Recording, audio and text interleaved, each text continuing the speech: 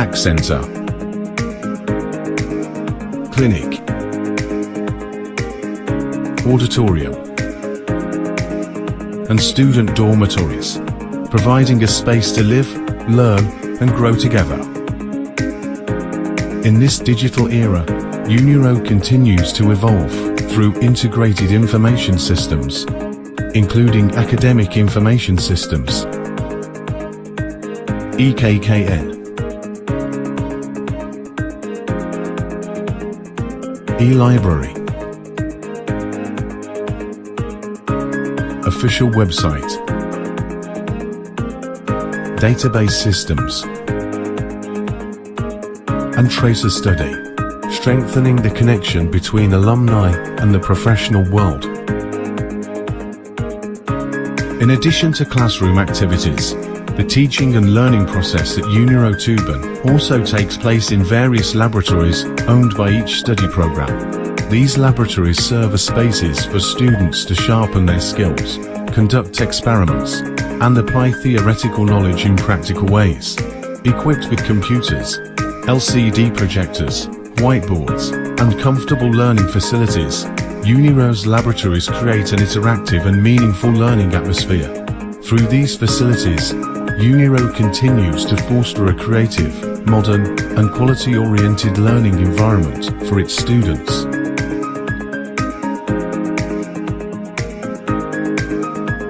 With a spirit of innovation and integrity, UNIRO Tuban remains committed to continuously improving the quality of education, research, and community service, steadily moving toward a bright future, developing individuals of strong character, global competence, and meaningful contribution to the nation.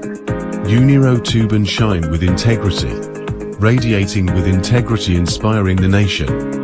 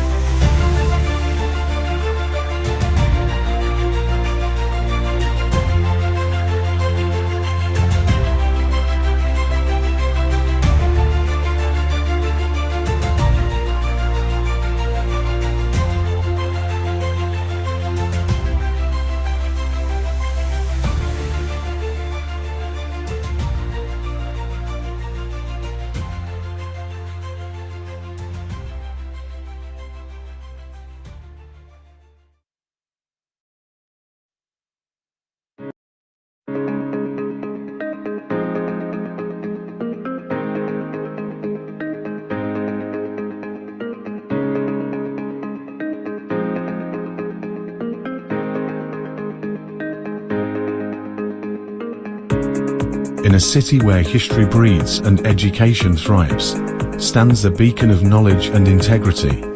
Tuban, East Java, Indonesia, stands an institution that shines as a beacon for future generations. Universitas Pegri Ronggolor Tuban, proudly upholding the motto "Shine with integrity."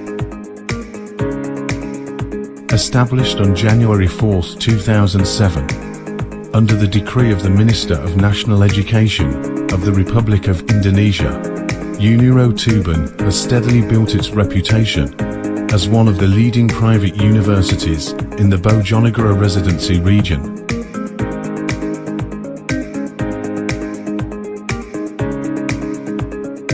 In 2025, this unwavering commitment to excellence reached a remarkable milestone, as Uniro proudly earned a very good accreditation from Ban PT through decree, a true recognition of the university's dedication to maintaining integrity, quality, and excellence in higher education.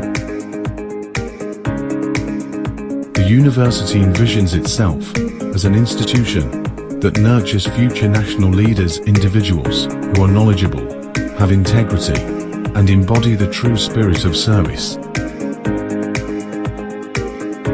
At present, Uniro consists of 5 faculties with 16 undergraduate programs,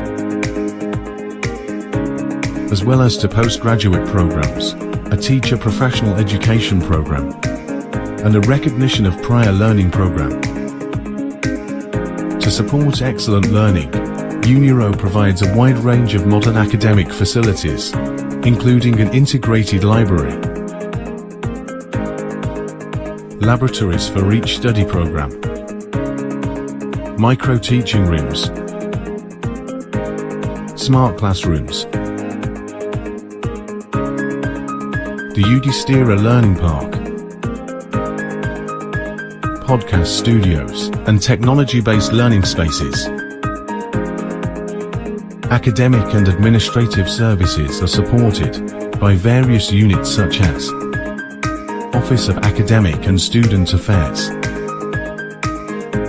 Office of General Administration, Center for Community Engagement, Research Institute, Center for Learning and Educational Development, Finance Office, Integrated Information and Database System, as well as public services like Bank and the Samsat Caller, ensuring professional and efficient service for the entire academic community. For students eager to explore their talents and interests, Uniro offers student activity units, cultural performance stages, futsal courts, and various sports facilities that foster character development, teamwork, and creativity. Campus life is also enriched by comfortable and representative supporting facilities, such as the Beta Robbie Mosque, gazebos, spacious parking areas, food court, tax center, clinic, auditorium, and student dormitories, providing a space to live, learn, and grow together.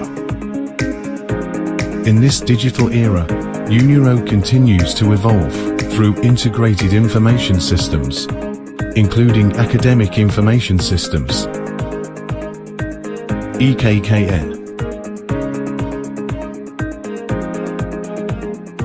e-library, official website, database systems, and tracer study, strengthening the connection between alumni and the professional world.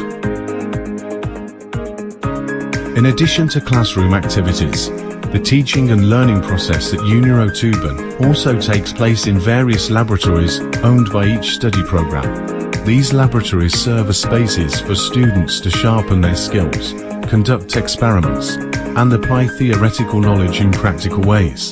Equipped with computers, LCD projectors, whiteboards, and comfortable learning facilities, UNIRO's laboratories create an interactive and meaningful learning atmosphere. Through these facilities, UNIRO continues to foster a creative, modern, and quality-oriented learning environment for its students.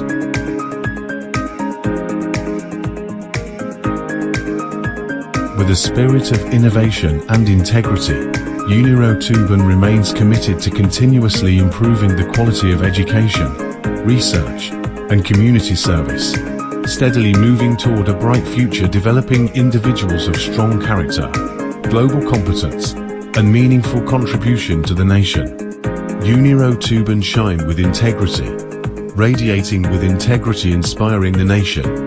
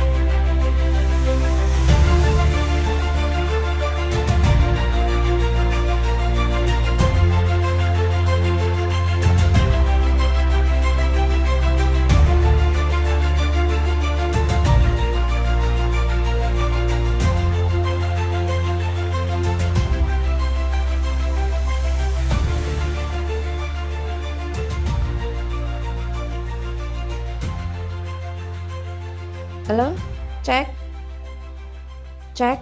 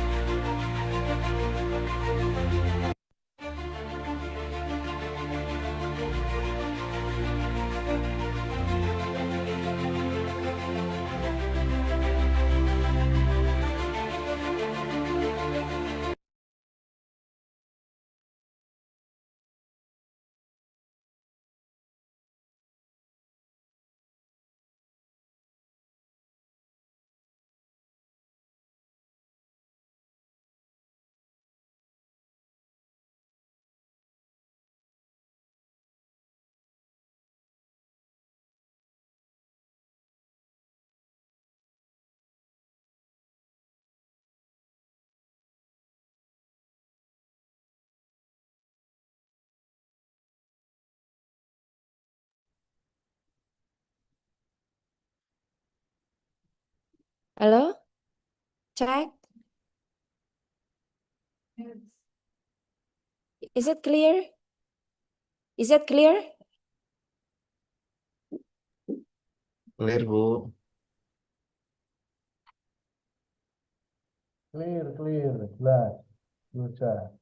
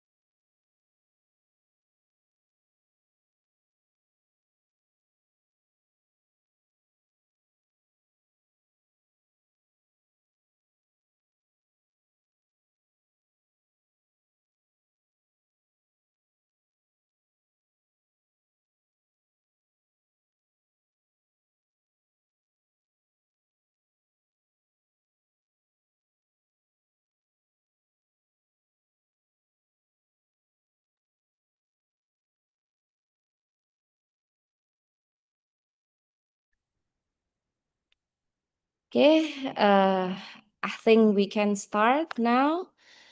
Assalamualaikum warahmatullahi wabarakatuh. Ladies and gentlemen, all happy audience, distinguished speakers, honor guest participants, and all students around Unira and Indonesia. Welcome to the second day of the third Salam, boleh Pak? 2025. Welcome to our theme today, global perspective on technological advancement and innovation, artificial intelligence and computational technologies, revolutionizing tomorrow with intelligent innovation. Today is the second day, and I hope that you still motivated to attend our conference today. We gather again. Advances in artificial intelligence and computational technologies are not only transforming industries, education, economies, but also reshaping how we learn, communicate, create, and solve problems.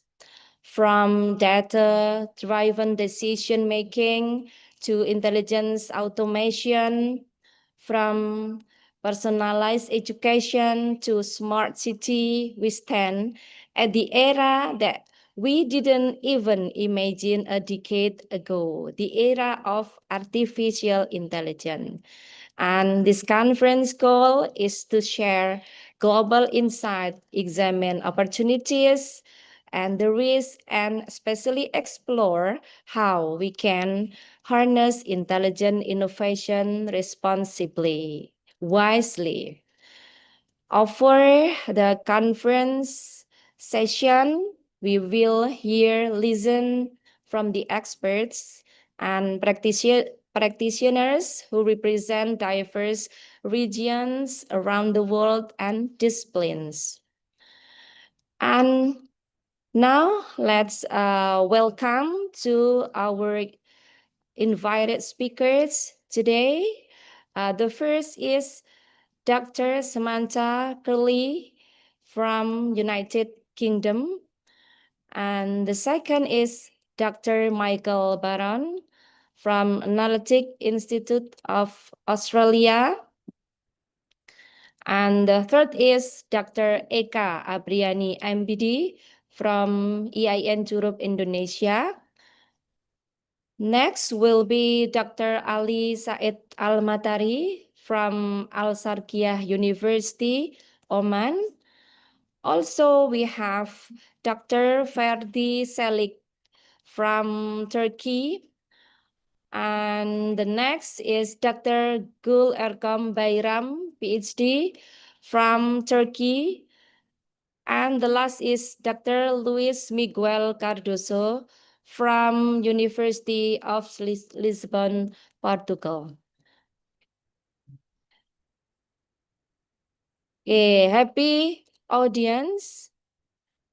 For the first speaker is Dr. Samantha Curley, the director of the MRS program in Advanced Quantitative Research Method, University of Bath, United Kingdom. Now I would like to introduce her CV. Dr. Samantha is a reader in education applied linguistics.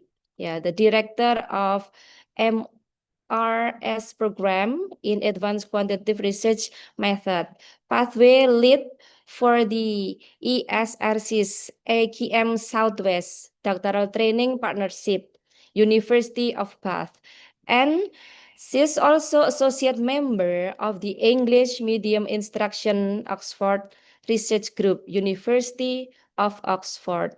Her main research interest lies in factors affecting academic achievement in English medium instruction in higher education. She has published 6 edited books on EMI with publishers such as Cambridge University Press, Springer, Bloomsbury, and Routledge. She's currently editing a special issue on research method and generative artificial intelligence in applied linguistics. In the journal Research Method in Applied Linguistics, her EMI-related research has been published in journals such as Studies in Higher Education, Journal of Engineering Education, Language Teaching Research, Language Teaching, Journal of English for Academic Purpose, International Journal of Bilingual Education and Bilingualism, and also Applied Linguistic Review. Ladies and gentlemen, that's the short introduction about Dr. Samantha. Now it's time for her to present the material today. Okay, please.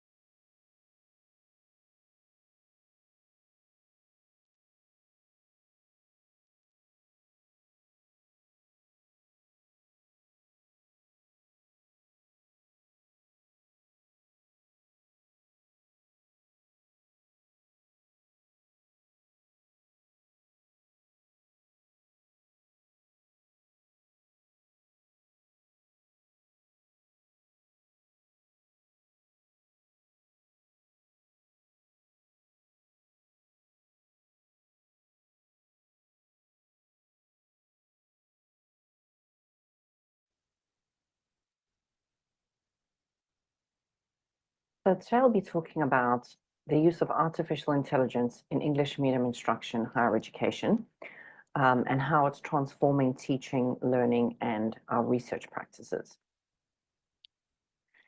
So I'll be covering things such as how we can use it to personalize learning, to automate our grading, how we can enhance student engagement, as well as support educators in their curriculum planning.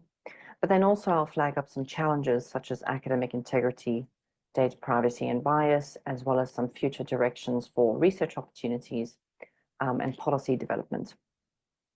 So hopefully you'll find today's presentation interesting. So when we talk about artificial intelligence, what exactly are we talking about? So as you may know, having used artificial intelligence yourself, these are computer systems capable of performing tasks that typically require human intelligence behind it, including learning, problem solving, and language understanding. And how do we use AI in education?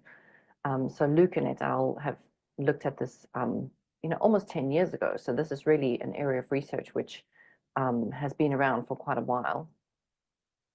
And AI technologies have been used to enhance teaching methodologies, personalizing learning experiences, as well as to streamline administration processes.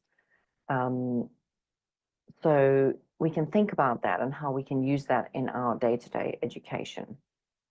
If you're new to the field, then what is English medium instruction? So English medium instruction, EMI for short, is the practice of teaching academic subjects in countries where English is not the first language of the majority of the population.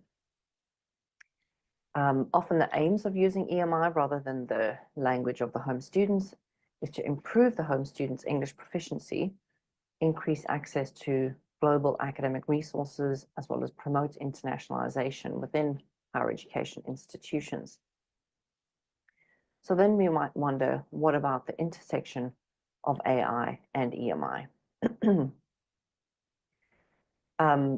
So AI technologies can support EMI by providing language assistance, personalized learning paths, and adaptive assessments. Therefore, these addressing challenges faced by non-native English-speaking students. So what are the current research insights into this? The current research insights, a recent systematic review, indicate that there actually have been a limited number of studies looking at the implications of generative AI in English medium instruction higher education, which suggests further scholarly exploration is required. Some research questions that we could explore include: how does AI transform teaching and learning in EMI contexts? What are the potential benefits and challenges of integrating AI into EMI? What ethical considerations arise from the use of AI in English medium instruction settings? And what future developments can be anticipated at the convergence of AI and English medium instruction? So what does this intersection mean in reality, practically? AI can facilitate the creation of adaptive learning materials tailored to our diverse students' needs.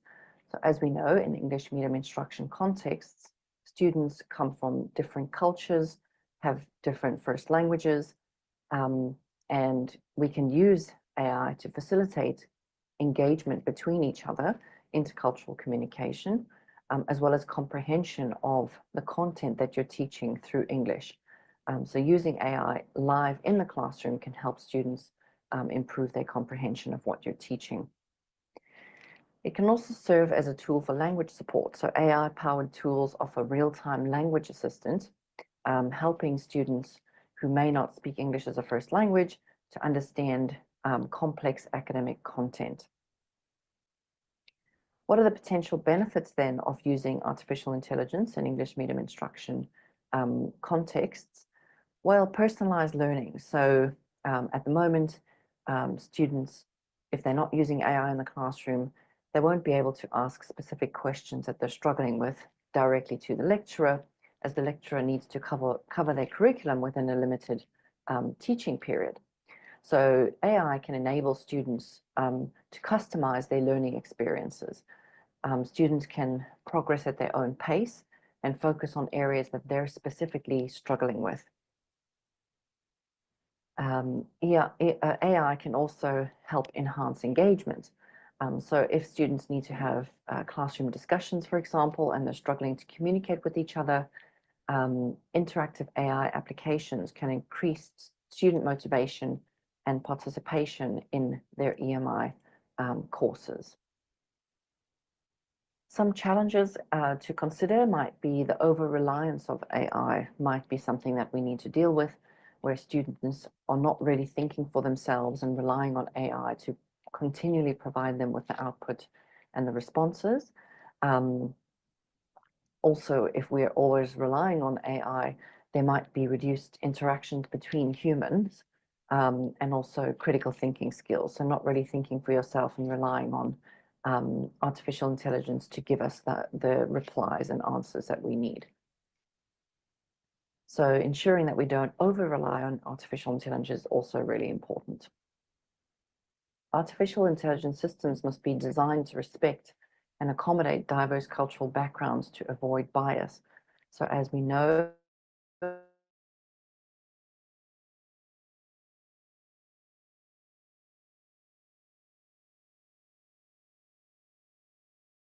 artificial intelligence has inbuilt bias, so ensuring that students are aware of that and that this is particularly in English medium instruction context where students are from diverse backgrounds and have different linguistic needs as well as different linguistic histories. So artificial intelligence, though, has a great opportunity to support educators. It can enhance curriculum development as well as lesson planning, so giving ideas of what types of activities we can do in our EMI classes. It can also automate routine tasks, such as resource compilation, so compiling resources together, designing activities, and this allows educators to free up their time then to focus on more complex instructional strategies. For example, Chan and Tse in their 2023 study explored the potential of artificial intelligence to support educators by automating very routine tasks. And this enabled the educators to focus on complex teaching aspects like fostering critical thinking skills, so these types of soft skills, as well as generating creativity among students. The research involved a comprehensive literature review and an analysis of survey data from both students and teachers at the University of Hong Kong. And the findings suggest that while AI can assist in administrative and repetitive mundane tasks, the human teachers are really essential for imparting critical thinking and creativity, and these competencies are challenging for AI to replicate, similar to humans. Related to that is EMI curriculum design. So artificial intelligence powered content creation and adaptation. We can use generative AI tools, AI models such as ChatGPT to produce educational content. So lecture notes, the quizzes, tailored to specific subjects and student needs. So depending on how proficient our students are, we can tailor our EMI content to ensure that students are really going to understand the content that we're trying to convey. Also for different subjects, such as engineering versus studying history through English, for example, these types of subjects are going to have their own needs in terms of the content needing to be conveyed. Engineering relying more on numbers, whereas history is going to rely more on words. Artificial intelligence can also adapt our learning materials. So depending on the cohort of students we have every year, we can analyze their performance as they progress through the year. And we can modify the content delivery based on the types of results we're getting from students. And this ensures that there's alignment between our students' individual learning paces and styles and the content that we're delivering. So ensuring that students are progressing, but not getting overwhelmed with content which is beyond their comprehension level. Also, we can create intelligent tutoring systems for students. So we can definitely personalize instruction using AI in EMI contexts. So AI-driven tutoring platforms offer customized feedback and guidance, emulating a one-on-one tutor experience. And so if we get students to interact with these type of platforms, they can have this one-on-one time, which they may not get with their tutor, who has to deal with a huge cohort of approximately 40 students. They may not be able to give that one-on-one time, whereas artificial intelligence is available there 24/7 as a one-on-one tutor. Also real-time support, so such systems provide immediate assistance. Tutors are not expected to be available 24/7, whereas computers are. And students, if they are working at 2 o'clock in the morning, they can get their queries answered, and their misconceptions can be cleared up very quickly as they arise through the learning process. Also, personalized learning pathways for multilingual students. So our EMI classrooms are made up of students often that speak multiple languages. And so this multilingual context is really unique to EMI contexts. And so we could use artificial intelligence to cater to our multilingual students. For example, language proficiency assessment. So artificial intelligence can evaluate the student's language skills and enable the design of custom learning trajectories that cater to varying English proficiency levels, which is very important as we want to ensure that our students are mastering the content with a proficiency level at their level that they can understand what they need to master. Also, as I said, we have such diverse students studying through EMI, and so cultural contextualization is really important. So AI can adapt content to reflect students' cultural backgrounds and some aspects that they can relate to. And the research has shown that if you produce content or curriculum design incorporating students' cultural backgrounds and things that they can relate to, they're more highly likely to recall that information because it enhances their comprehension as well as their engagement in that content. So referring to local cultural traditions, religious ceremonies, or societal celebrations, annual public holidays, or the history of a country, for example. All of these cultural references are really important to embed into the curriculum, and AI can give suggestions of that so that students have a better recall of that content.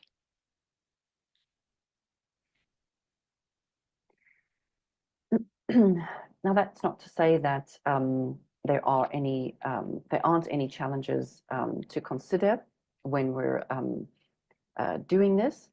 We need to ensure that data privacy is respected, so implementing robust measures to safeguard student information, for example, ensuring compliance with data protection regulations, and maintaining trust in AI applications. So there needs to be clear understanding of how student data is being used, where it's stored, how it's collected, and who has access to that data. So regular audits to ensure transparency in how we're handling data is important when we adopt this in our educational systems. Also, bias and fairness, so recognizing and mitigating inherent biases in AI algorithms is important to promote equitable educational outcomes.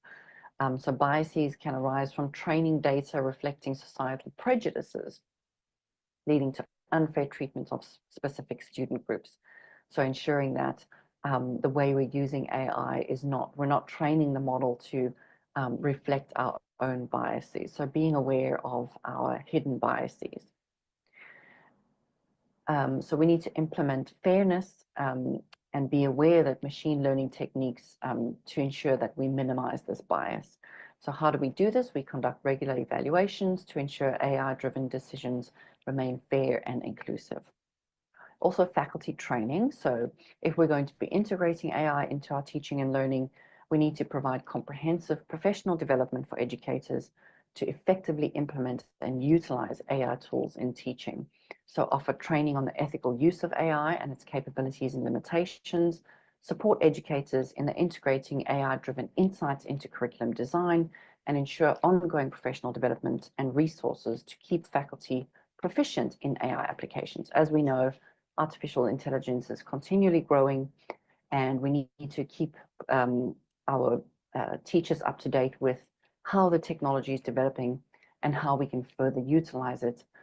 So the constant evolution of AI and development of AI, the fast pace at which it's developing, we need to ensure that our teachers understand the different models, such as ChatGPT recently having released its reasoning models, as well as DeepSeek released in China. So constantly new AI applications are coming out, and we need our teachers to know that these applications exist, know how to use them, and how to use them ethically. So to conclude, basically we've covered quite a lot in terms of how we can use AI in our EMI teaching and learning. There's definitely a large scope for research. So at the moment, there's no research on how AI is having a long-term impact on EMI teaching and learning. And we definitely need to establish ethical guidelines for AI integration in educational contexts. So there's a huge scope there for future directions of research. But it's definitely evident that AI is transforming EMI higher education, offering numerous benefits, but also posing ethical and pedagogical challenges.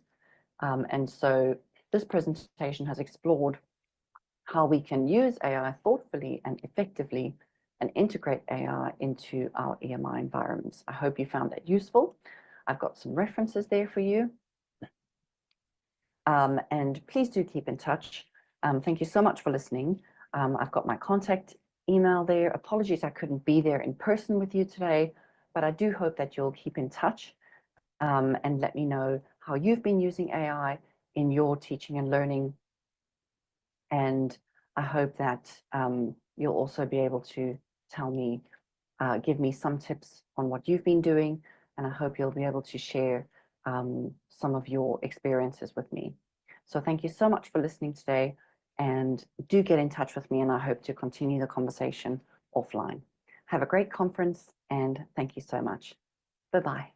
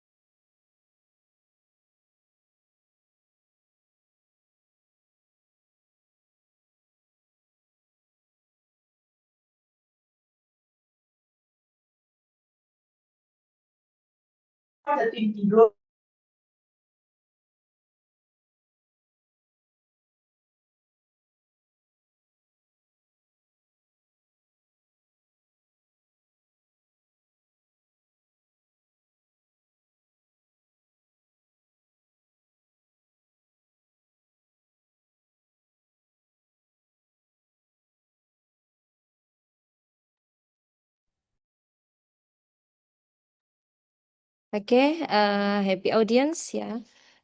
Because Dr. Samantha is in the form of a video, so you can check the PowerPoint slide that we have shared in chat room. You can have that, you can download freely, yeah. So in this session, there's no discussion session, yeah, for Dr. Samantha. And for the next speaker, yeah, also Dr. Baron is in video. If you want to see the caption, you can turn on the caption on your own Zoom account. Yeah. Okay, so let's now play the presentation of Dr. Baron. But before that, I want to introduce to you about Dr. Baron. It is the second time, the second opportunity that we invited Dr. Michael Baron, and also we have MOU, yeah, with Dr. Michael Baron between UNIRO and Dr. Baron. Dr. Baron is Academic Dean of the Analytics Institute of Australia and Associate Professor of Business and Data Analytics. He has over 20 years of experience in IT project management, data analytics, and digital transformation consulting, as well as managing, developing, and delivering both postgraduate and undergraduate university programs and supervising research projects and degree. In 2003, he founded Baron Consulting, one of Australia's leading consulting and training agency in the field of digital transformation. Okay, that's the short introduction of him. Now let's welcome Dr. Michael Baron from Australia.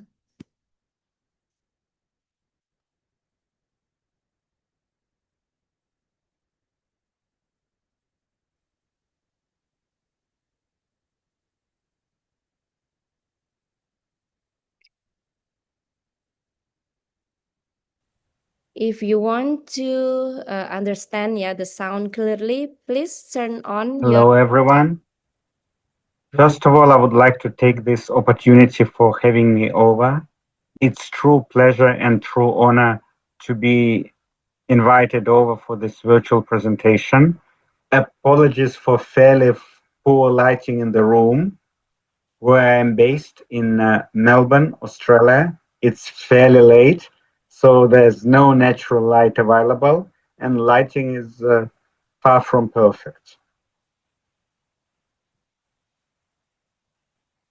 So let me just get the slides up and get started. And today I would like to share my views on a fairly controversial topic, I should say. Artificial intelligence neutrality. As far as artificial intelligence is concerned, neutrality is probably one of the most controversial matters to consider.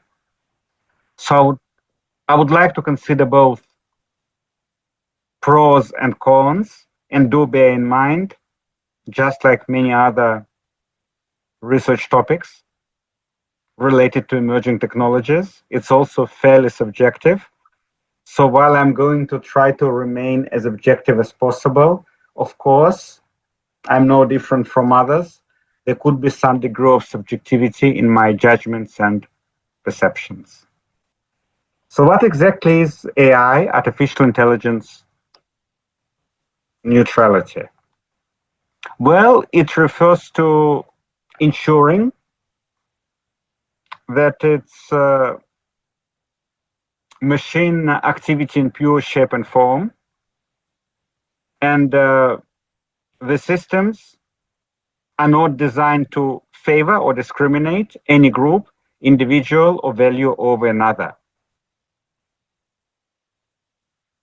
So in other words, using quantitative methods to work with the data.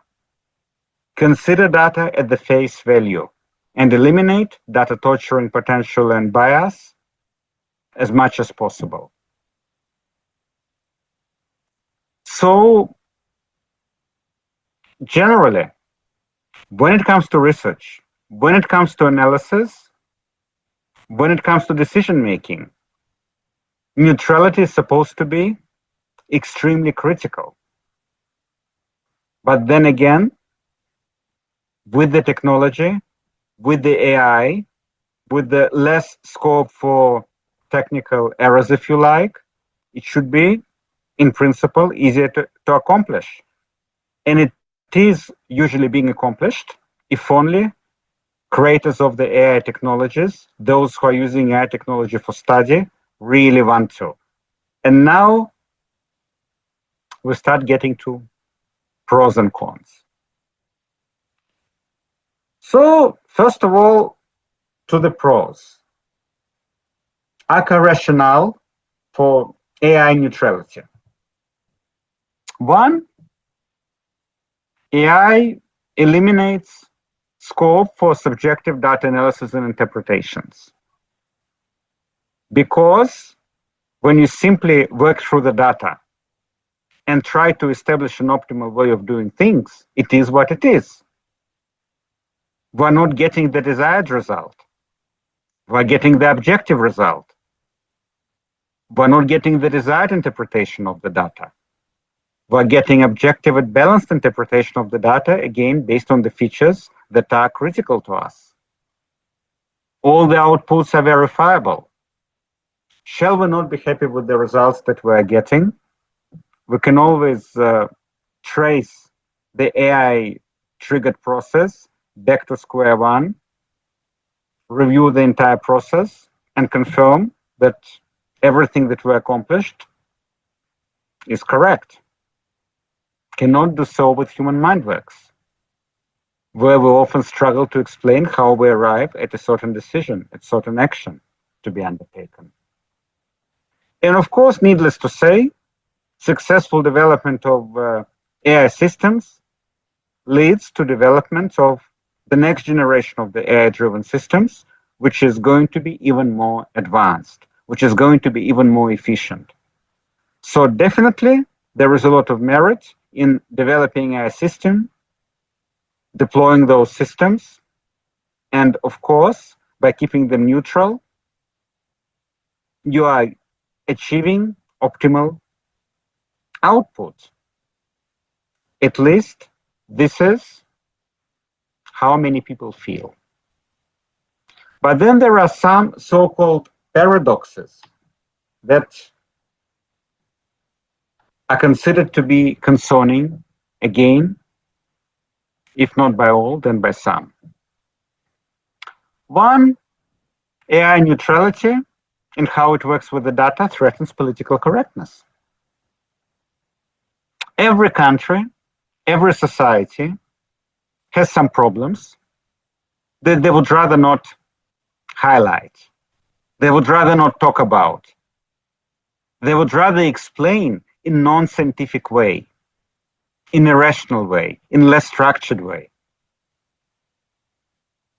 For instance, in my country, in Australia, there are certain ethnic groups, certain communities, which have very high crime rate.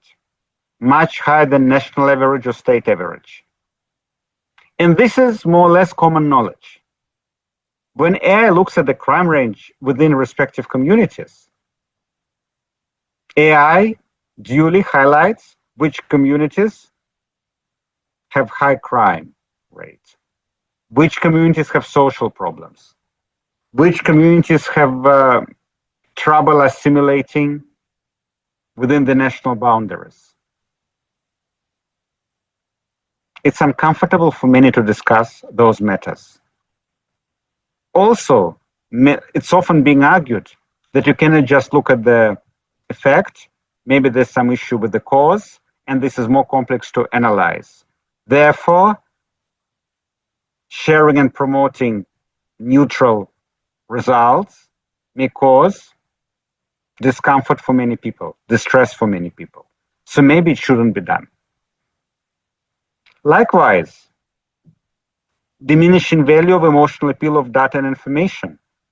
When we're duly analyzing the information, when we're using predominantly quantitative methods, what about the emotional side of things? What about so-called greater fairness?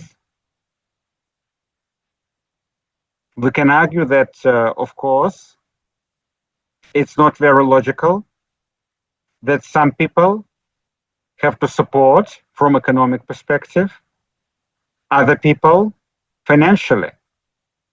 They work harder, they work smarter, and based on AI modeling, if it's a neutral model, it's likely that we're going to arrive at a system where there's going to be a huge gap between income of many different groups. But then again, usually what happens in most societies, at least some of the income of high earners through taxes and other relevant facilities support lower income earners. Again,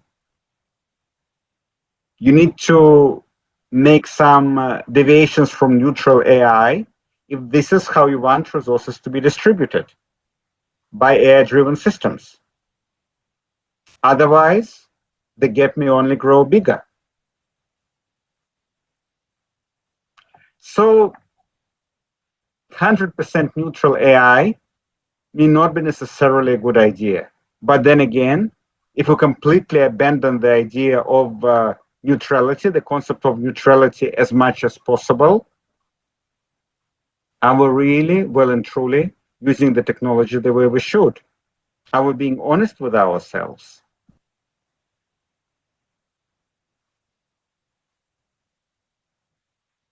So can we really maintain the neutrality? And if we cannot maintain neutrality unconditionally, to what extent should it be maintained? Imagine the world of neutral AI. Entire agendas and policies will be no longer justifiable. Because when you start analyzing the data, they will no longer make sense. It will be difficult to explain decisions which are not rational. Rationalism is more likely to prevail. And of course, many things that happen around us, they're not quite rational. Secondly, I believe majority of the conference attendees, majority of us as researchers, we're always struggling to delicately balance quantitative and qualitative research approaches.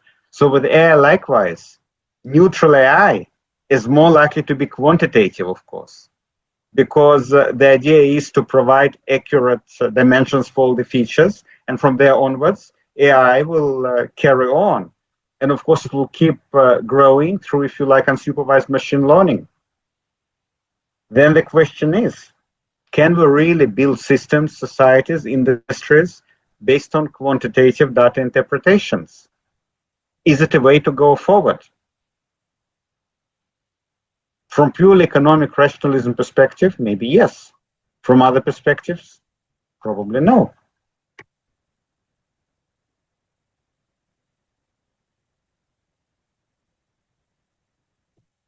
And then, of course, some of the challenges which are linked to unsupervised machine learning. And AI neutrality obviously encourages unsupervised machine learning, because the idea is that we create a so-called fair environment where machines can keep improving, where technologies can keep evolving over and over again, getting better and better, creating new uncontrolled paradigms, which are objective, which are efficient, but don't result in processes that we would like to see happening. Then new data is going to emerge at a pace too fast to verify and validate, and so will the new models. So we may not have enough time to decide whether we like the resulting analysis or not. Sometimes we won't be able to verify it in time. Likewise, dehumanizing decision-making and communication. The machine world is different from the human world. Hard to run a human world purely based on the machine-driven decisions.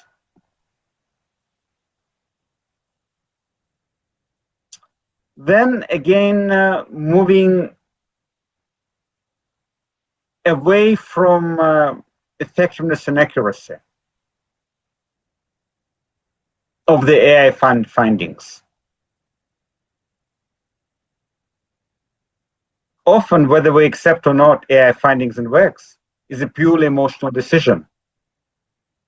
Think about industry that many of us belong to, education. Shall students be using AI? Probably yes.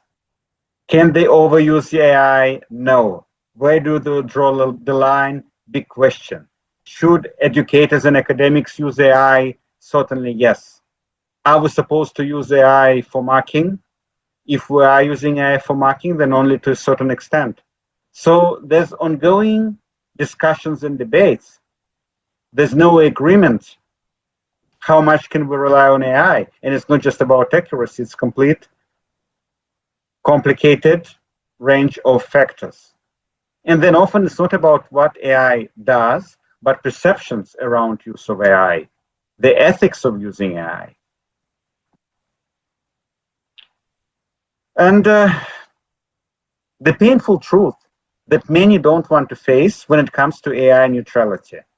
And you can tell that I acknowledge the limitations of it, but I'm a big fan of the AI neutrality approach. Despite occasional lack of context, understanding, unnatural judgments and perceptions, as well as complexity in embracing human level creativity, because humans are more creative and maybe lacking even compassion of the humans, AI is more accurate than humans when it comes to working with large and complex data sets. So maybe machines are not compassionate, maybe machines are not socially oriented like some human organizations, units and individuals are, but they can certainly analyze data very well. Much better than any human team can accomplish. So the painful truth is, if you start manipulating AI and it's no longer neutral, then the accuracy will be affected as well. But if you are using neutral AI, you do get results that are at very least quantitatively accurate. Again, subject to using the right features to arrive at those results.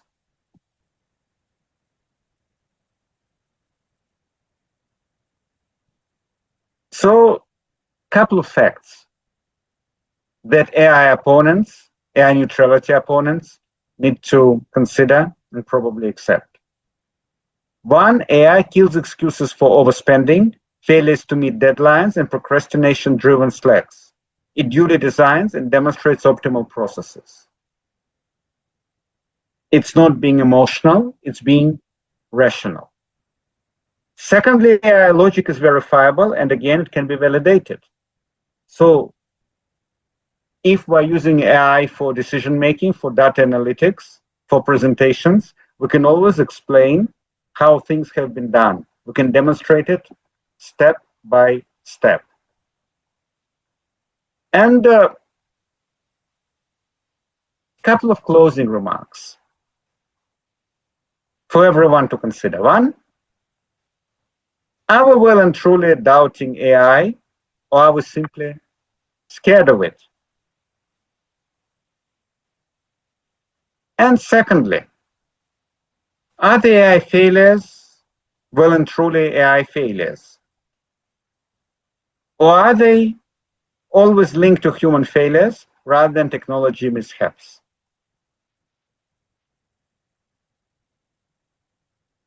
And when we blame the technology, it often turns out it's us who didn't use it properly, or it's us who didn't really allow technology to remain neutral and try to impact the process or the context, or do some data torturing to manipulate the results.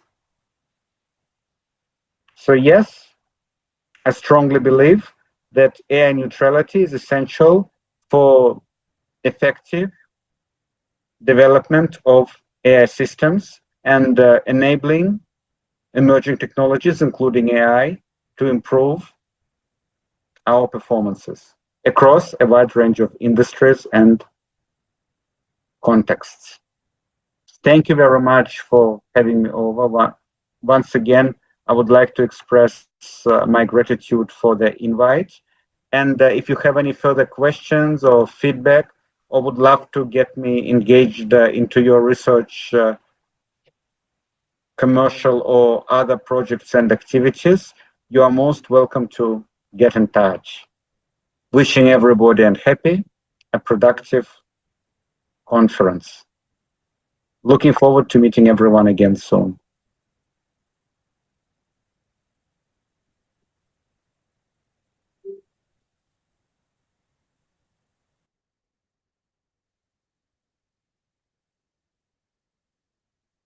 Yeah, thank you for the presentation, Dr. Michael Baron with AI neutrality. Yeah, a very interesting view or insight. Yeah, on the neutrality of AI, and the goal. Yeah, is not actually perfect neutrality, but approximate fairness, yeah, by ensuring the balanced representation and minimizing a bias of AI to be trustworthy tool. And because this is video, so we can facilitate a question for this session.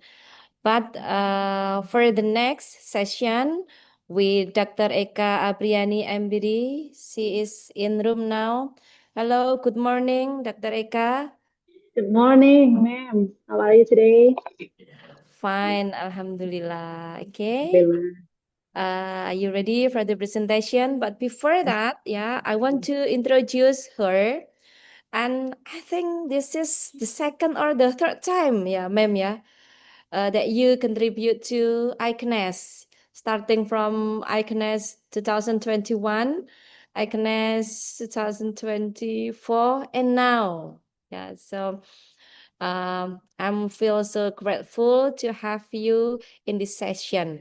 Dr. Eka Apriani MPD is an English lecturer at English Studies Study Program of the Faculty of Tarbiyah in Islamic State Institute of Churup.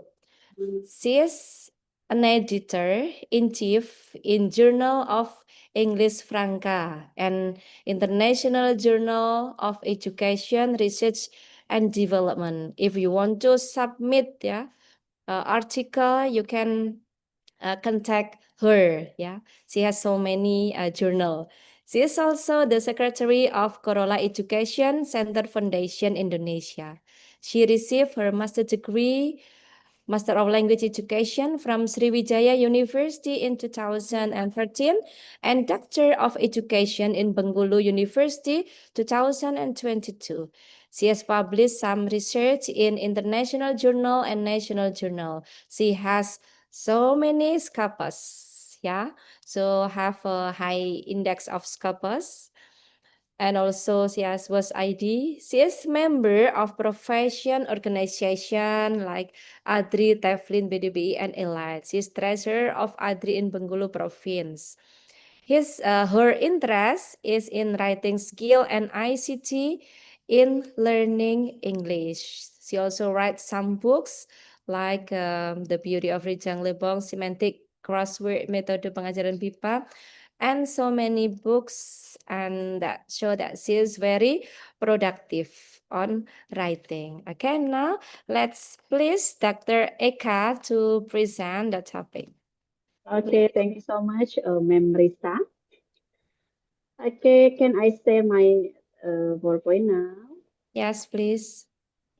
Okay.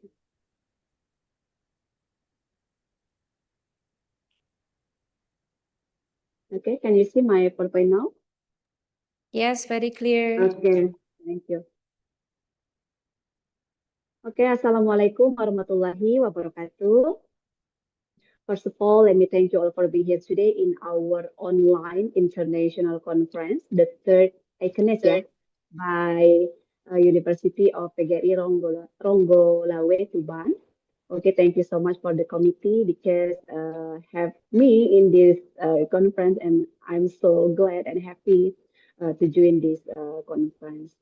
Okay, for today, I would like to share my ability, my experience, and my knowledge about AI-based English academic writing. Okay, I'm an English lecturer in State Islamic Institute of Curug, Bengkulu, Indonesia. You can see on the screen about my profile here in Google Scholar in Scopus, and I'm also the editor-in-chief in some journal in Indonesia, English Perangkat, and also International Journal of Education, Research and Development, and also the committee of Corolla International Conference and Corolla International Proceeding. So I have international conference the next week, yeah, Mem Risa, next week in Bali. Yeah, In Bali, hopefully we will meet there. yes, we'll meet in Bali, yeah. Mem Yeah, Risa, thank you so inshallah. much. To Corolla. I'm also the reviewer of International Scopus, International Journal. You can see on the screen. And now, let me share my knowledge. Let me share my experience in academic writing by using ICT, by using AI writing tools. Okay, the first is about what is the academic writing? Some experts explain about the definition of academic writing. From Osri Maknahagu, expert in academic writing, according to them, academic writing is the process of conveying ideas clearly, logically, structurally, and formally for scientific purposes. Academic writing requires the use of standard language, paragraph coherence, accurate argumentation, and supporting evidence or references that are credible and accountable. And some expert to explain about the definition of academic writing. Swells explained that academic writing is a form of scientific communication based on specific genre that follow particular conventions such as structure, language style, way of presenting argument, and citation practice. The purpose of academic writing is to participate in the scholarly community by presenting new knowledge or critical analysis. So, from the explanation above, definition of academic writing, we can conclude that academic writing is a formal, systematic, and evidence-based that have specific rules or genre to communicate within the scholarly community. And the main purpose of the academic writing is to convey the idea clearly, logically, and in equitable manner. So here you can see on the PowerPoint that there are two kinds of structure of academic writing. The first is IMBRAT and the second is IMBRAT Plus. What is the difference between two kinds of this structure? In the first structure, in broad, we have abstract, we have introduction, we have method, we have result, we have discussion. And in IMBRAT first, we have abstract, we have introduction, we have literature review, we have methodology, we have result, we have discussion, we have conclusion, we have endorsement, and the last is we have references. So in Indonesia, especially for the national and international journal, we use IMBRAT first. So we have abstract, introduction, literature review, methodology, result, discussion, conclusion, and etc. So I will tell you about some criteria of the structure in academic writing. The first is about title of article. The title should consist of 10 until 15 words. The title should provide the general view of the article contents, and choose the title that is interesting and up to date, or viral topic, for example, yeah. And the title may be written in the form of statement or question. You can write the title is not only the statement but also the question. So the title can be a statement and can be a question. Next is about the abstract. So what we write in the abstract. The first is about what is the main objective of the research, what method used in the research, what are the subject or informant or respondent of the study, what are instruments are used to collect the data, for example, tests or interview, observation, and etc. What are the main findings of the research? What conclusion can be drawn from the study? And the abstract should consist of 150 until 250 words. It is the standard of abstract in national and international journals. The next is about keywords. Keywords cover several information aspects of the scientific article, including the first is the main topic, the second is the location or sample, the third is the method or approach, and the fourth is the key finding or essential concept. So you can write your keyword in your academic writing academic paper by choosing the several important aspects in keywords. The next structure, the next step is introduction. So what is the content of introduction? The content of introduction is to answer your title. So to answer your title, where the introduction is consist of what is the background and context of this research topic, why is the topic is very important, and what are the general and specific objectives of the study, and what is the gap or novelty of your research. And the last is introduction should consist of 500 until 800 words. Okay, next is about literature review. The literature review should be written in a comprehensive and critical manner, containing a strong theoretical foundation for the study and demonstrating an in-depth understanding of the research topic. The literature review consists of 100 until 200 words in your academic writing paper. So guys, here I would like to tell you some many websites that can be used to download to get some theory from the internet. You can use ResearchGate, you can use Moraret. Moraret is for academic writing or article from Kemenak, yeah, for Islamic Ministry in Indonesia. And the third is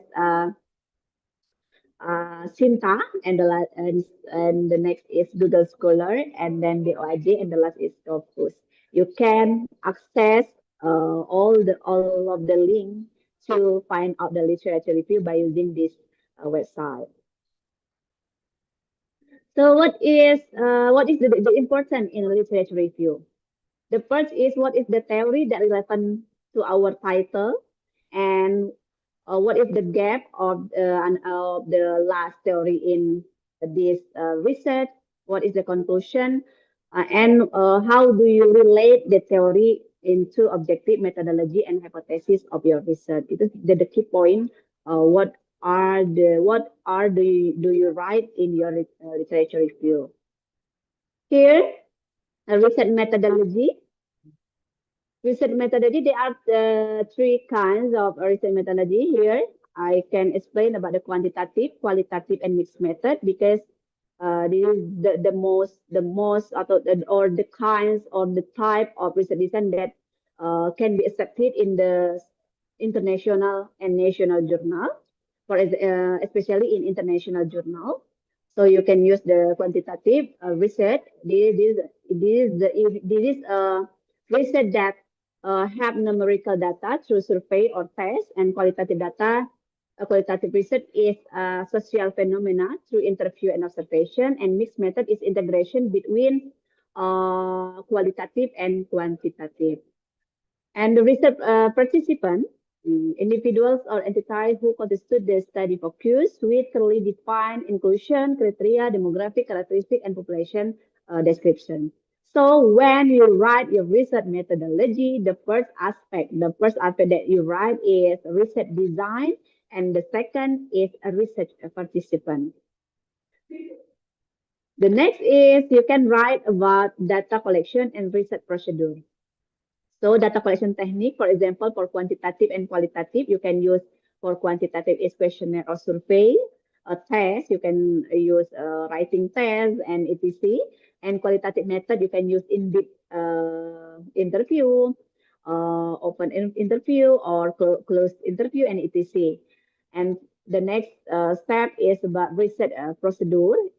When you write the research methodology in your academic paper, in your academic writing, you should follow the procedure of your research, and you must write the procedure of your research in your paper, in your academic paper.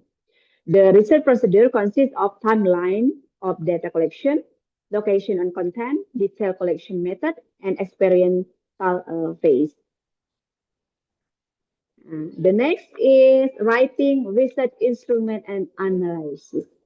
Here, you should write research instrument, quantitative analysis, or qualitative analysis. So here I remind you that if you write the research instrument in your academic paper, you should choose the best one, the suitable one for your research instrument by using quantitative analysis or qualitative analysis.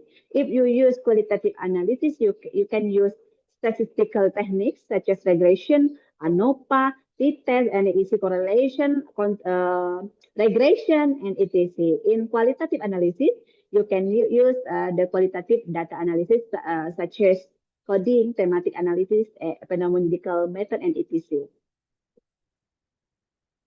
Okay, and the last is I will tell you in the research methodology. The last in research methodology is application for data analysis.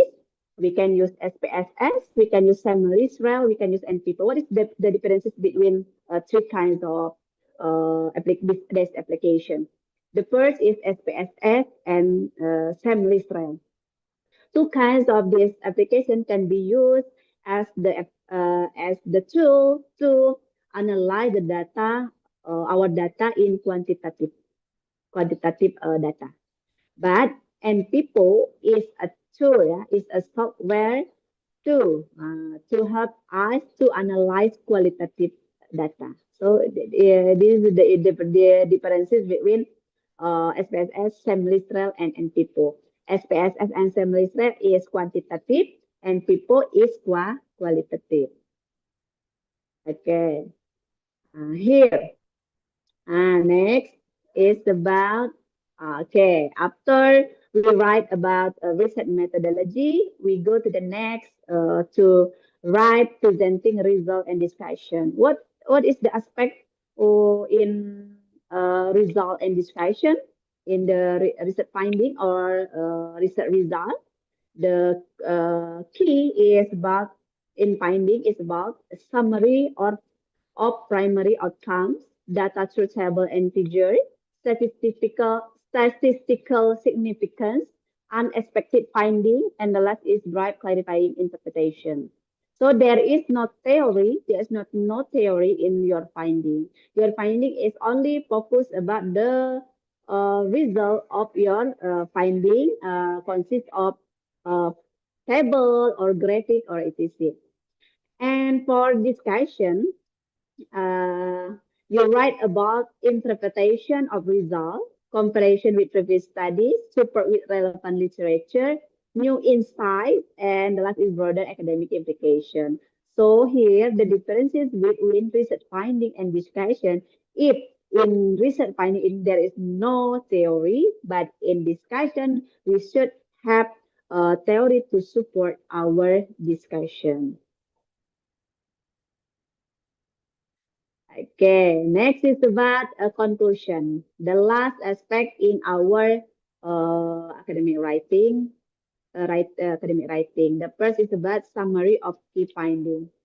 So, when you write your conclusion of your research, you should write the summary of key findings. You write research contribution. You write implication of the research. You write future research. You write study limitation. You write the final message for the reader. And the last is about APA style. So when you write the references of your academic paper, you can choose two kinds or two type of style. The first is APA. The second is double double E style. Yeah. So here I would like to remind you about some international journal use APA style in writing their references. So here, when we want to write our academic writing, we have some problems in our stuff. Yeah, this is called by name is mental block. So mental block in writing is caused by various psychological and technical factors that significantly hinder productivity, creativity, and the overall of writing process. Understanding this very is essential for developing effective strategy to overcome them. So we have some mental blocks to make our writing, academic writing, is not finished, is not finished, and we cannot submit our academic paper when we have mental block in writing.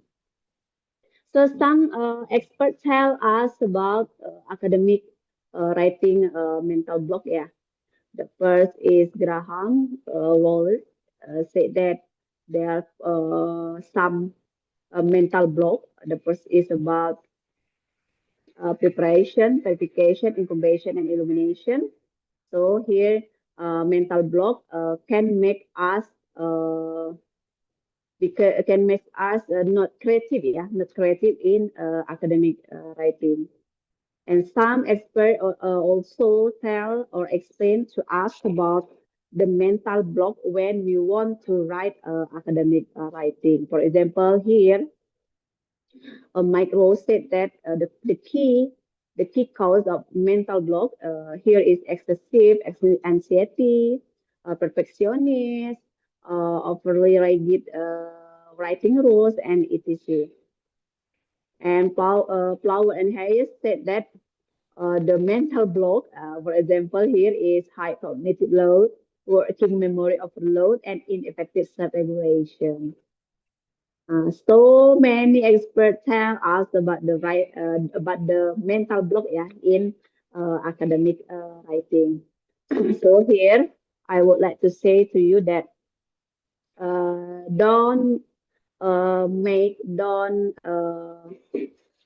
this mental block to uh, make our writing is not finished. So there are some solution, yeah, some solution that can be used to handle our mental block in academic writing. One of the tool that can be used to block, yeah, to block our mental block is using AI in writing tools.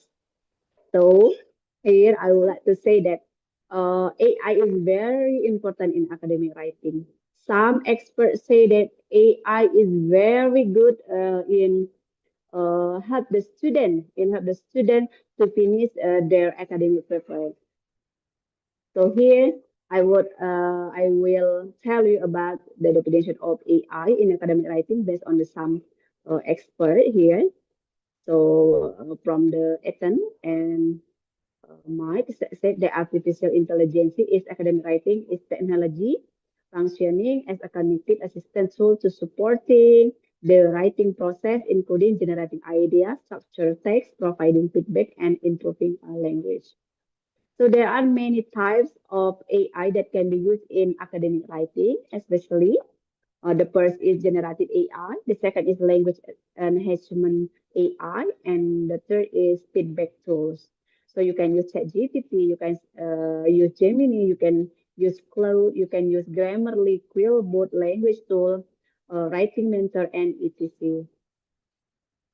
Here, from Ethan, the kinds of AI that can be used in academic writing. You can use semantic scholar AI, explain paper, GTRO, Mendeley, and etc. This is the type, yeah, the type of AI based on the source.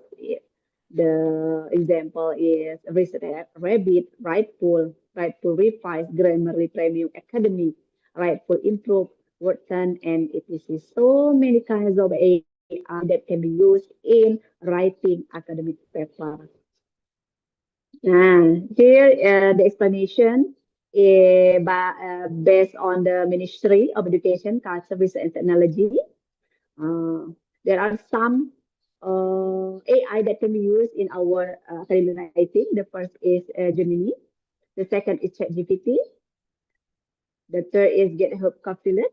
The fourth is Quick Chat. The five is AI, and the last is Rightful Title Generator and Microsoft Copilot.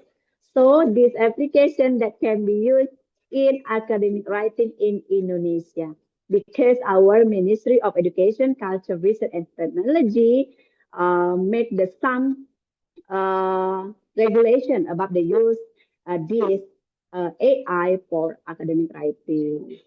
Okay, so there are so many kinds of benefit of AI in writing, academic writing. The first is enhance productivity, accelerate literature understanding, improve revision process, enhance accuracy and efficiency, reduce administrative burden, and expand knowledge access.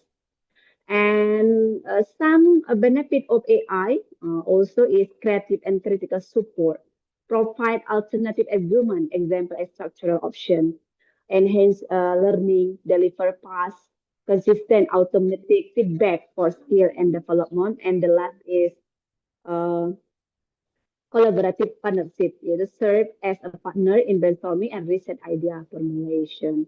So here I would like to summary the benefit or the core advantages of using AI in academic writing. The first is increased productivity, faster drafting processes. The second is accessible knowledge, literature, summary, concept explanation. The third is improved quality, enhanced revision, coherence, argumentation. The fourth is research efficiency, citation, formatting, and text analysis. And the last is about the effective learning, instant personalized feedback.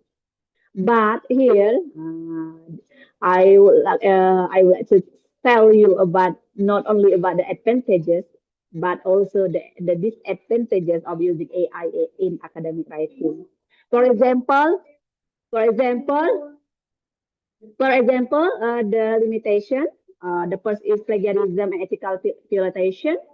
The second is reduced critical thinking. The third is acceptability challenges and information hallucination, lack of conceptual understanding, potential bias, excessive dependency, academic standard mismatch, and many kinds of disadvantages of using AI. So here the key point of the weaknesses of using AI is the first is ethical and plagiarism risk. It threatens academic integrity. The second is low accuracy and factual hallucination, generate unreliable information. The third is unclear source attribution, difficult to verify origin. The fourth is impaired critical thinking, reduce independent writing ability. The fifth is bias and lack of objectivity, reflect training data limitation. And the last is shallow generic text, fail to meet rigorous academic standard. So here, being wise of using AI in academic writing. AI is only a tool to find some information, to generate our idea, to find some theory, to make our idea is more rich than before by using AI. But AI is not a tool that can write all of your academic paper. So here, use AI as a tool, not a substitute. Maybe generate initial ideas and outline, explain concept, provide structural, explain, verify all AI generated information. Yeah. So responsible AI use guidelines. The first is use AI for revision, not content creation. AI safely improve language, check grammar, coherence, and format citation. Avoid creating entire academic content directly from AI without understanding. The second is follow ethic and institutional rules. Each institution has different policy. For example, some journal must have the paper that contain maximum is 3% of AI result. For example, but some institution 10% of AI and etc. So based on the institutional rules. The third is about evaluate and reflect on output. After using AI, critically assess content, add analysis or examples or argument reflecting personal understanding, ensure academic voice remains yours. And the last is avoid excessive dependency. Use AI moderately. Academic writing aims to develop critical thinking, well understanding, and enhance writing skill. AI support, not weaken that ability. So here the essential of responsible in using AI. The first is assess process, not replacing thinking, verify information, accuracy confirm, policing tools, not content replacement, ethical compliance, itu that is the follow institutional policy, and written foundation is skill remain primary.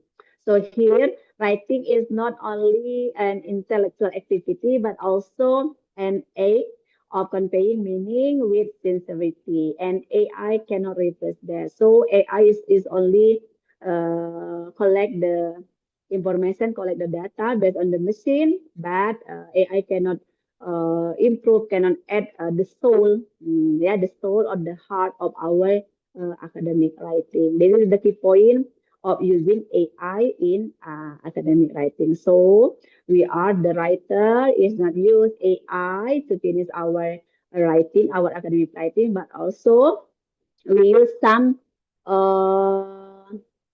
step, some step. For example, for now we have a new strategy, human AI collaborative strategy. That is mean that we collaborate with AI. You can use AI in academic writing, and we are the human. Check the result of AI. We add some information in our paper or our academic writing. We add our heart, our soul in our academic writing. Okay, I think thank you so much for today. I come to moderator. Thank you so much. Wow, Bu Eka, very comprehensive. So it's just like a lecture in one semester, yeah. You give to us, starting from how to write in academic writing, and then the benefit of AI, also the challenge, the problems, and also you give solution, yeah, of AI problems with ethic, and everything is here. Yeah, I think I need to what is I need you to share your PPT slide, yeah, so we can what is get more understanding about AI in academic writing. Yeah. And now I would like to open the discussion session. Yeah, Bu Eka. Now I will invite the audience to ask directly. You can raise hand here. Bu Eka will respond directly. Okay. I invite the audience.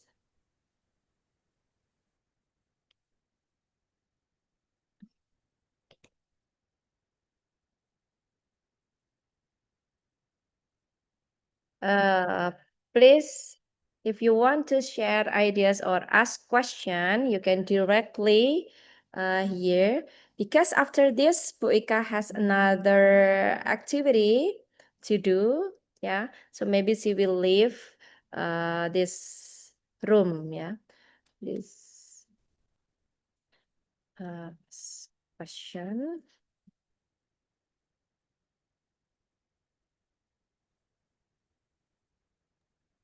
Maybe the key point, yeah, Membusa, Yes. yeah, about using AI in writing, especially in academic writing here, guys. You can use all of the kinds of AI, all of the types of AI in academic writing, and it's not our Mhm. mistake, yeah. Using AI in academic writing, it's not Yeah. our fault in using AI in academic writing, but there are some criteria, yeah, when we use AI in academic writing, like that. So here, my student is also using AI in academic writing, especially in creative writing, in paragraph writing, in academic writing. We have four kinds of writing in our university. The first is paragraph writing, the second is creative writing, the third is essay writing, and the fourth is about academic writing. So the my student is use all of the types of AI to finish their assignment, their tasks in writing course, especially in the board academic course like that. Yeah, I agree with you, Bu Eka. Yeah, I think AI is very powerful tool. Yeah, to give feedback. Yeah, to our paper, like what is like instructor. Yeah, that will give comprehensive feedback. Yeah, on us if we need to revise or summarize. Maybe the sort. Yeah, the sort of article or reference, yeah, that we need in our paper. Okay, still wait for the question. Oh Okay, yeah, in the chat here. room. Okay, one question in chat. Yes. Yeah, what do you think? Yeah, our from what do you think, or what's your opinion about AI which able to learn like human? Can this kind of AI replace human work? Yeah. Okay. Thank you for the great question, yeah. From the Mifta Rahman, yeah. Okay, thank you so much, Mifta, for your question. What do you think or your opinion about AI which able to learn like human? Okay. Because I'm a lecturer that very like and love using AI in my teaching and my academic writing. So I'm so glad because AI can help me to finish many job in academic writing. So AI give the positive effect for me, for me, and also for the writer in the world, especially in Indonesia, because some experts, some research that explain that AI can improve the quality, can improve the student motivation in academic writing. Can these kinds of AI replace human work? No. No. Now we know about the new strategy of using AI. The name is Human AI Collaborative Strategy. So AI cannot replace the human word, human idea in academic writing. AI is only do the generate the idea. AI only do the check the structure, the grammar, the typo and etc. But AI cannot give us the unique idea. The key point, yeah, unique idea. AI cannot give us the solution about something that at our heart, our soul in academic writing like that. Thank you, Mipta.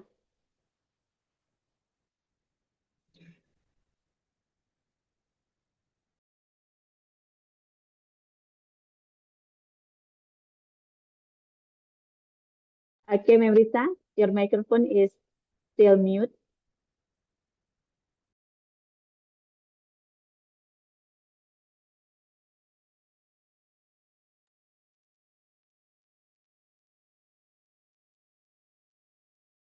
Memrita, we cannot hear your voice now.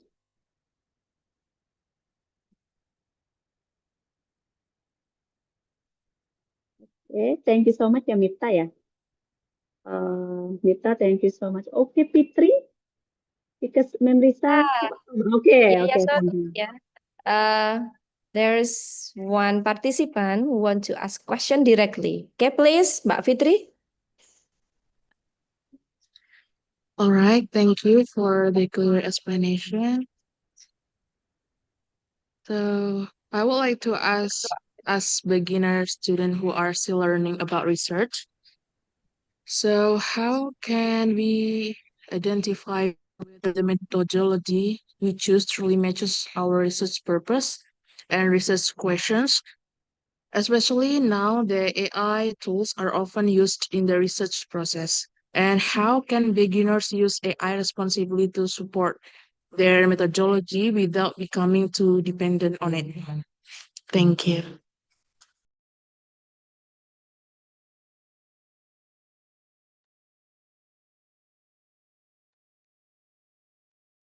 Okay, can I answer directly, Memrisa? Yes, ma'am. Yes, Okay, ma'am, thank please. you. Okay, so Fitri, yeah, thank you so much for the great question, yeah, Fitri. Yeah. So here we focus on the research methodology by using AI. Yeah. So there are so many kinds of AI that can be used in research methodology. Yeah.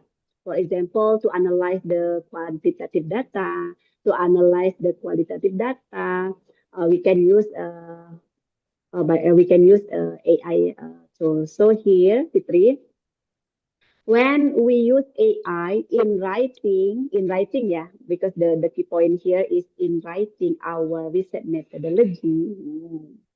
We can use our research methodology for the first step is we can write the finding. The first is write the finding, and then we need AI. We need AI, for example, to make the grade, to make the good table, to make the good picture about our result, and is okay. It's okay. But if we use the AI to AI, please write about research findings about the benefit of, for example, yeah, the benefit of using AI for academic writing for students. Write the result or the finding based on 32 students using questionnaire and etc. and etc. and the AI will uh, give us some explanation, some result because our interaction in ChatGPT. So it can be not the used in our research paper. So the key point or the key finding is shoot from our research. By AI, it only help us to make our research finding is more better in display data. The key point, yeah, display data. You can use AI to make our display data is more better and is more interesting to the reader. But the your research finding and research methodology is only based on your opinion or your idea, like that. Thank you.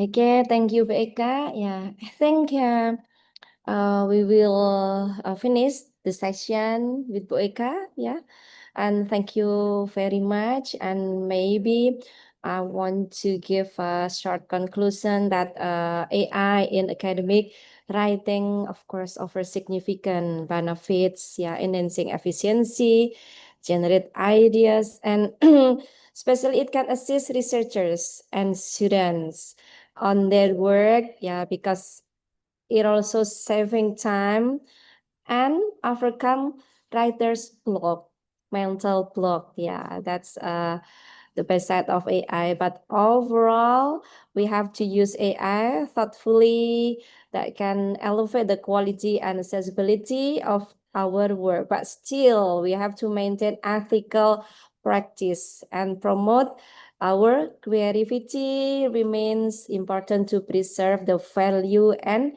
credibility of academic research. Yeah. Thank you, Bu Eka, for your valuable session. See you next on Bali, Bali. inshallah. See you on Yeah, Bali, good luck. man.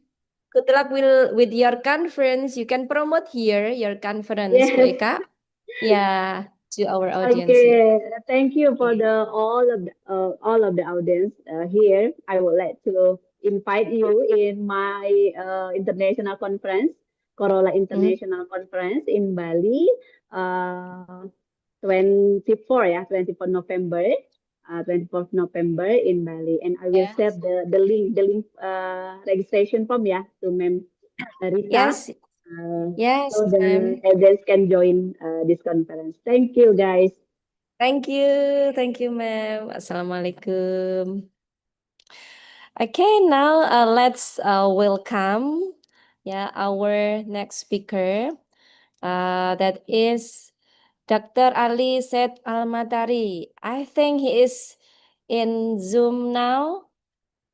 Yes, yes, No? Doctor, I am here. Yes. How's in Oman now? Morning still? Yes, it's now 8:40 a.m. in Oman. Oh, yeah. Thank you, for join now on time, in our Yeah. conference.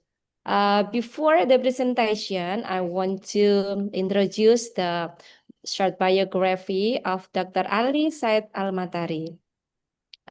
He is mathematics instructor at Sharqiya University, Oman, hold PhD in Humanities and Translation, ambassador of the Farki International Teacher Award, among the top of 50 teachers in the world for the year 2017 in the Global Teacher Award, the winner of the Khalifa Award for Excellence in the category of Creative Teacher in the field of public education in Arab world for the year of 2016 and 17.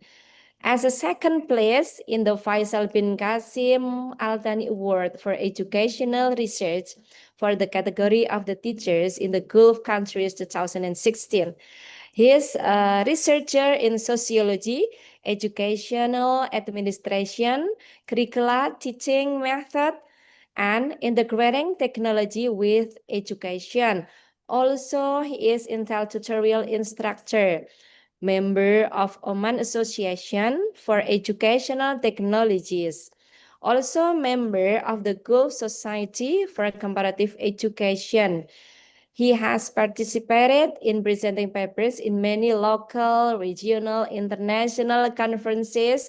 I see myself so many conferences to be keynote speaker, an expert from Microsoft 2020, and have more than 108 published scientific papers. Okay, now let's welcome Dr. Ali Machari for the presentation. Bismillah ar-Rahman ar-Rahim. Thank you so much for your great presentation, for presenting myself. All these achievement, it's come by colleague supports like you. And also Prof. Mutmainna, I will, in this place, I would like to thank Prof. Mutmainna for all amazing supports that provide from her side. So thank you for the organizer also, and thank you for your presenter about myself. Today, I want to talk about the one important point that's related to the university. How to integrate AI in private university institutes, like Prof. Before took the roles of integrating AI in academic writing.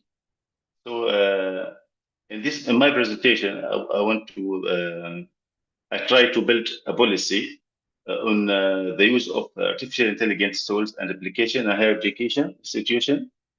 I mean, it's in private section, Sultanate of Oman. This proposed concept in the light of some university experience. AI governance and higher education.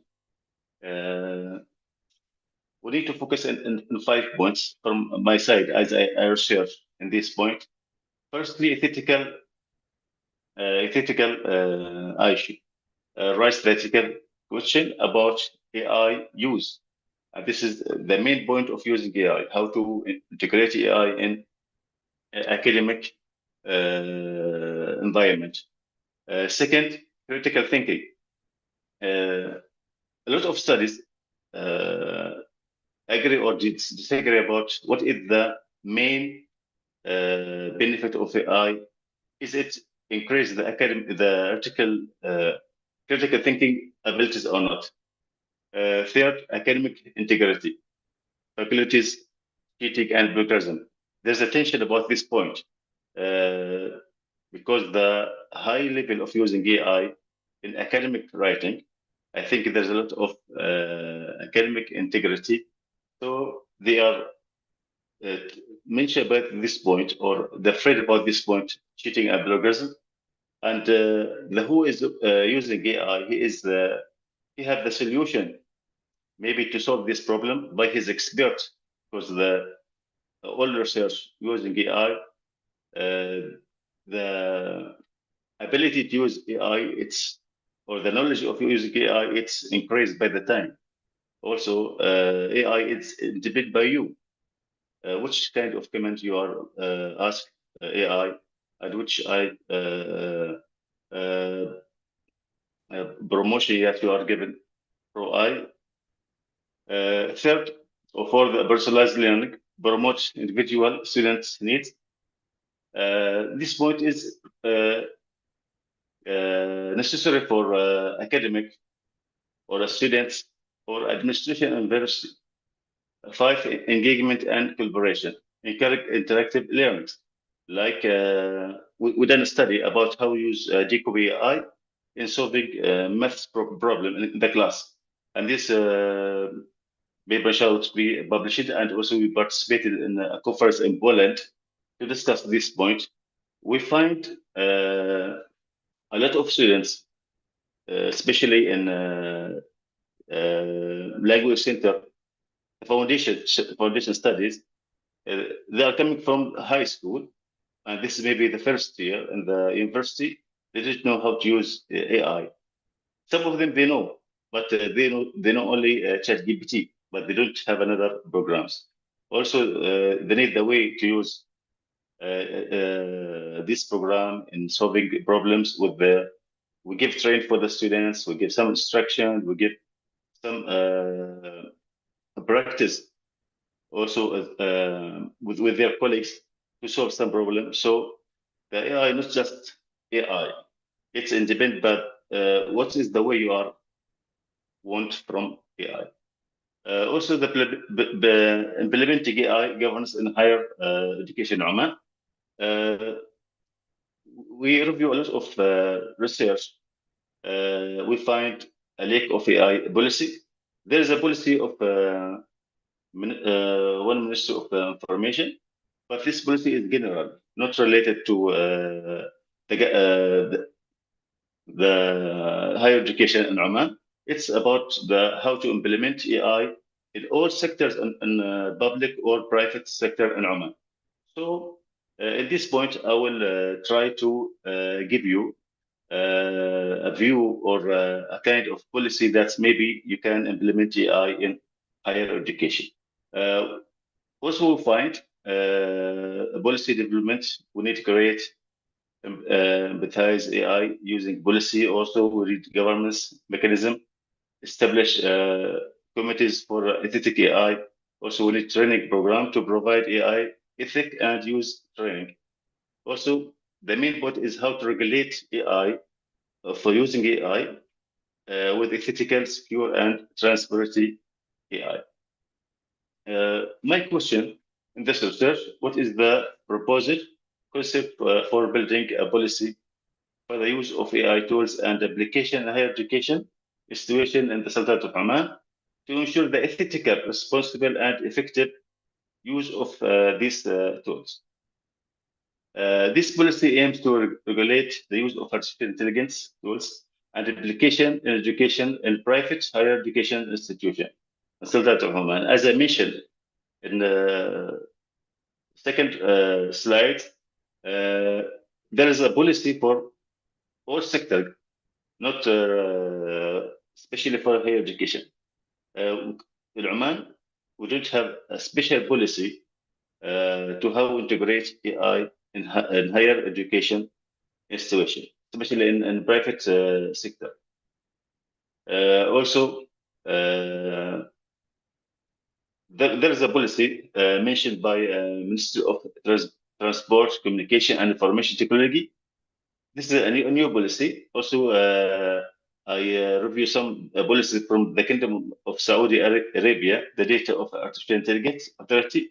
It's called SDAIA, and the National Center of Learning in the Kingdom of Saudi Arabia, and the policy of using artificial intelligence tools at King Khalid University, and a group of foreign university, and some university from England also.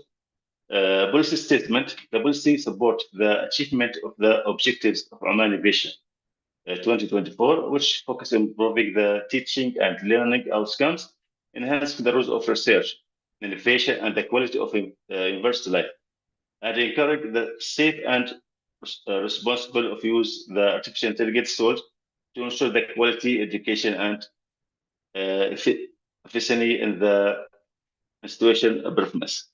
Support also the general policy on the safe and ethical use of AI system, as I told the Ministry of Transport and Communication, which aims to ensure the responsible safe of the system in the way of promotes confidence and AI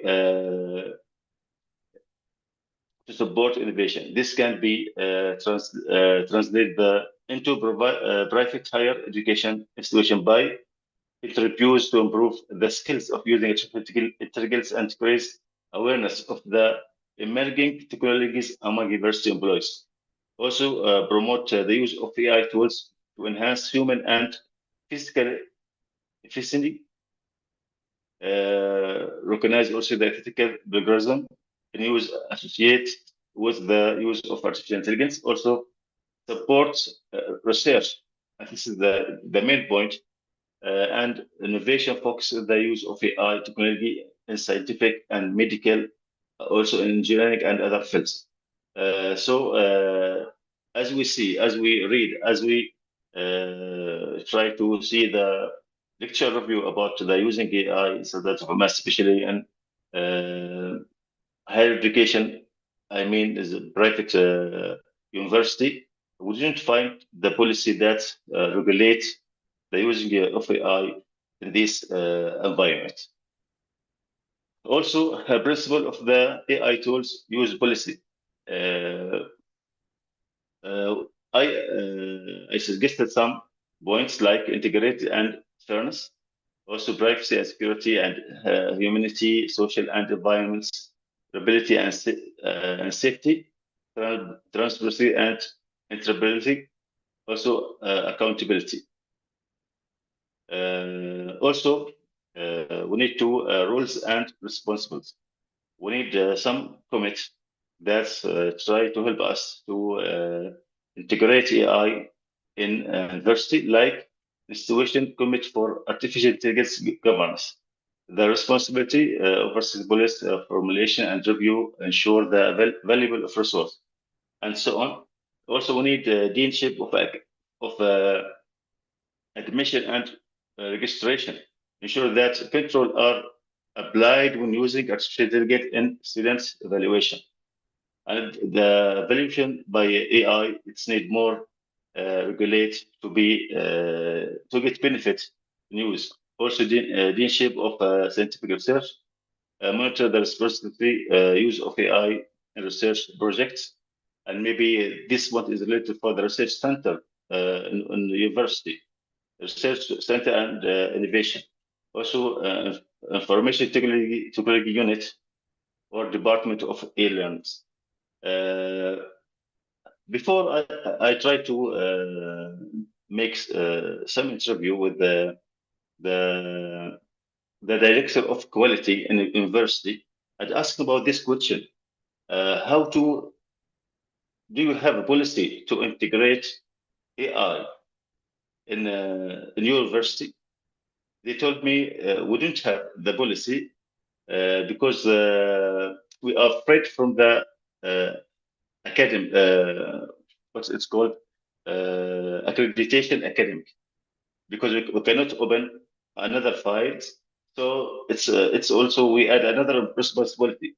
So we suggested to emerge this policy in the e-learning department. I think it's maybe near to using AI because it's related to how to use the technology in all university. So maybe this department, information technology department or unit, maybe it's more responsible to emerge this policy to use in university. Also propose it. We have another proposal also providing training course and workshop to students, faculty member, and citizens to enhance their skills using AI tools and application ethically and effectively. Also, incorporate AI concept and ethical in the curriculum. And also, this point is now is the university talk about this point how to incorporate or implement AI in curriculum. Also, customize and integrated course and taught to all students in the relation of the concept of AI intelligence in the education. Also allocate finance resource to support research projects, use AI in innovation and ethical manner, provide open and publicly valuable education resource of the AI. Also promote the ethical responsible use of AI in teaching and learning by developing a deeper understanding of teacher and learns about the AI and its implication for teaching and learning. We have what is called resistant from academic with implement AI in their education. Some of them they are not believing in AI. Some of them they are not believing at all about AI. And we are when they are looking for their written or publishing research, they are using AI. So also number 5, general guidance for the use of AI tools in university education procedures. The university encourage the ethical, safe, and appropriate use of AI by faculty and students, and advise basic training. Also, AI tools should be used to support daily tasks rather than replace in-person roles. As Prof before, as Prof told us, we cannot replace the teacher by using AI. Also, AI should be not be used to gain unfair advantage, plagiarism, or comprehensive data security. Also, it is use AI to upload students' works and data. We already use it in model. Also, all university employee must be committed to ensure the ethical use of AI by avoiding bias factors, protection data, minimize data use, ensuring the accuracy, and implementing human oversight to ensure responsibility of AI integration. Also, I suggest AI technology is used to enhance student support and streamline administrative process. Also, the standing committee of the governments of the use AI, especially in academic environment, should proceed. This committee is monitoring compliance with legal to protect personal data and intellectual property rights. Also, human source decision making should be at the core of the students and faculty outcomes, even if AI technology is used. So we can use AI to help us to make a decision, but our decision it's come from ourselves. Also, failure to comply with the AI policy, such as uploading personal data to improve the system of using AI in academic evaluation. Also, general guidance for the use of AI tools in the university education. The university recommend the integration of artificial intelligence technologies in the curricula that allow this to enhance the learning experience and students' readiness for the global market according to the following. The university I offer should be consulted to be ensured that the tools is safe and ethical for use for the students. Each course must be minimize requirement for integrating AI in a curriculum. Also, it's organized by the university e-learning department I suggested before. Also, students can use generative AI technologies as a tool resource or within the framework, but not as substitute for their own knowledge. For as we afraid about the critical thinking, can AI reduce or increase the critical thinking, or can AI also maybe minimize the soft skills that's related to the students? University of West London suggests students as red line, students should not use generative AI tools. Students he can explain that the nature and formatted for the assessment make the use of AI tools. Yellow students are allowed to use AI tools and add as an aid only determined by the course instructor and the nature of the assessment required. So in our university, the using of AI is independent by the instructor or the lecturer. Also, green students can use AI technique as a key tools and should be used as a part of the assessment. The sixth point of the policy, general guidance for using AI tools for university assessment and feedback. We divide into section. Firstly, for faculty members should promote academic integrity by talk openly about academic integrity, humbly with an act according those value work in partnership with the students to develop and maintain strong ethical practice. Also, encouraging students to submit originally work and so on. So also ensure that the application for format and data are clear and the students are given sufficient time to prepare and apply. This is for faculty, and this is also for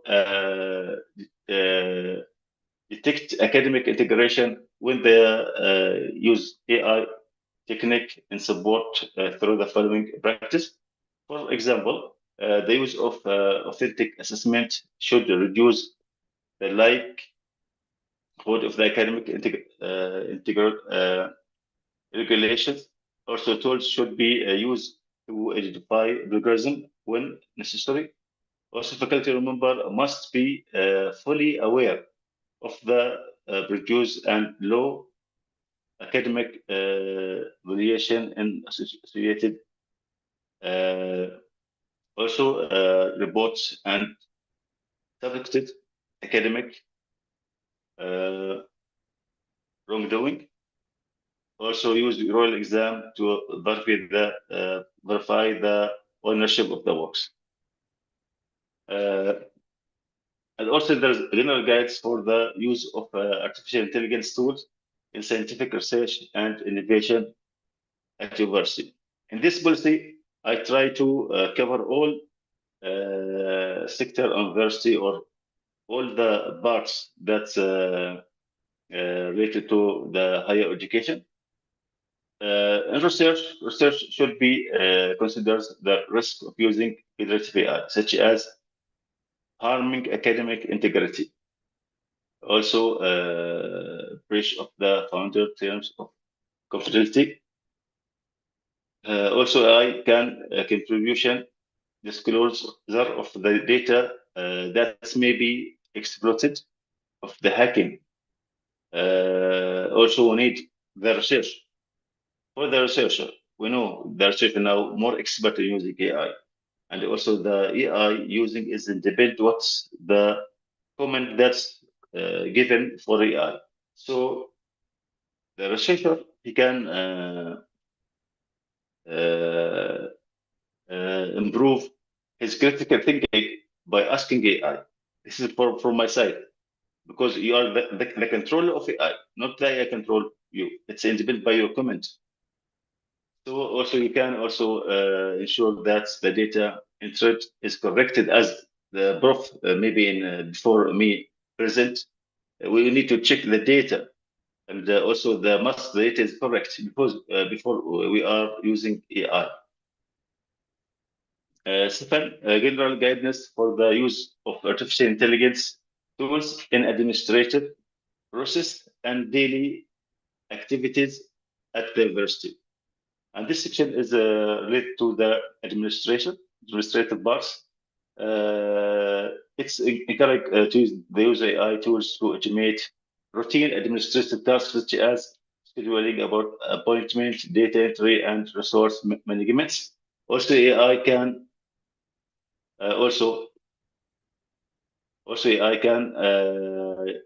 can be used to improve decision making by analyzing a large amount of data to provide insight that supports from decision making process in areas such as students, administration resource, allocation performance, tracking, and more. Also, AI provide chat can be used to handle routine required for the university employees. Also, AI can be used to help monitor compliance with the regulation and ensure data security by identify potential risk. And also AI can be used to facilitate access to the wealth of the information held by universities as access to policy when are need to summarize complex regulation and commitments and the university works. Also have example for some bad practice or unacceptable use within the category misuse of generative AI tools in the preparation or protection of the submitted works.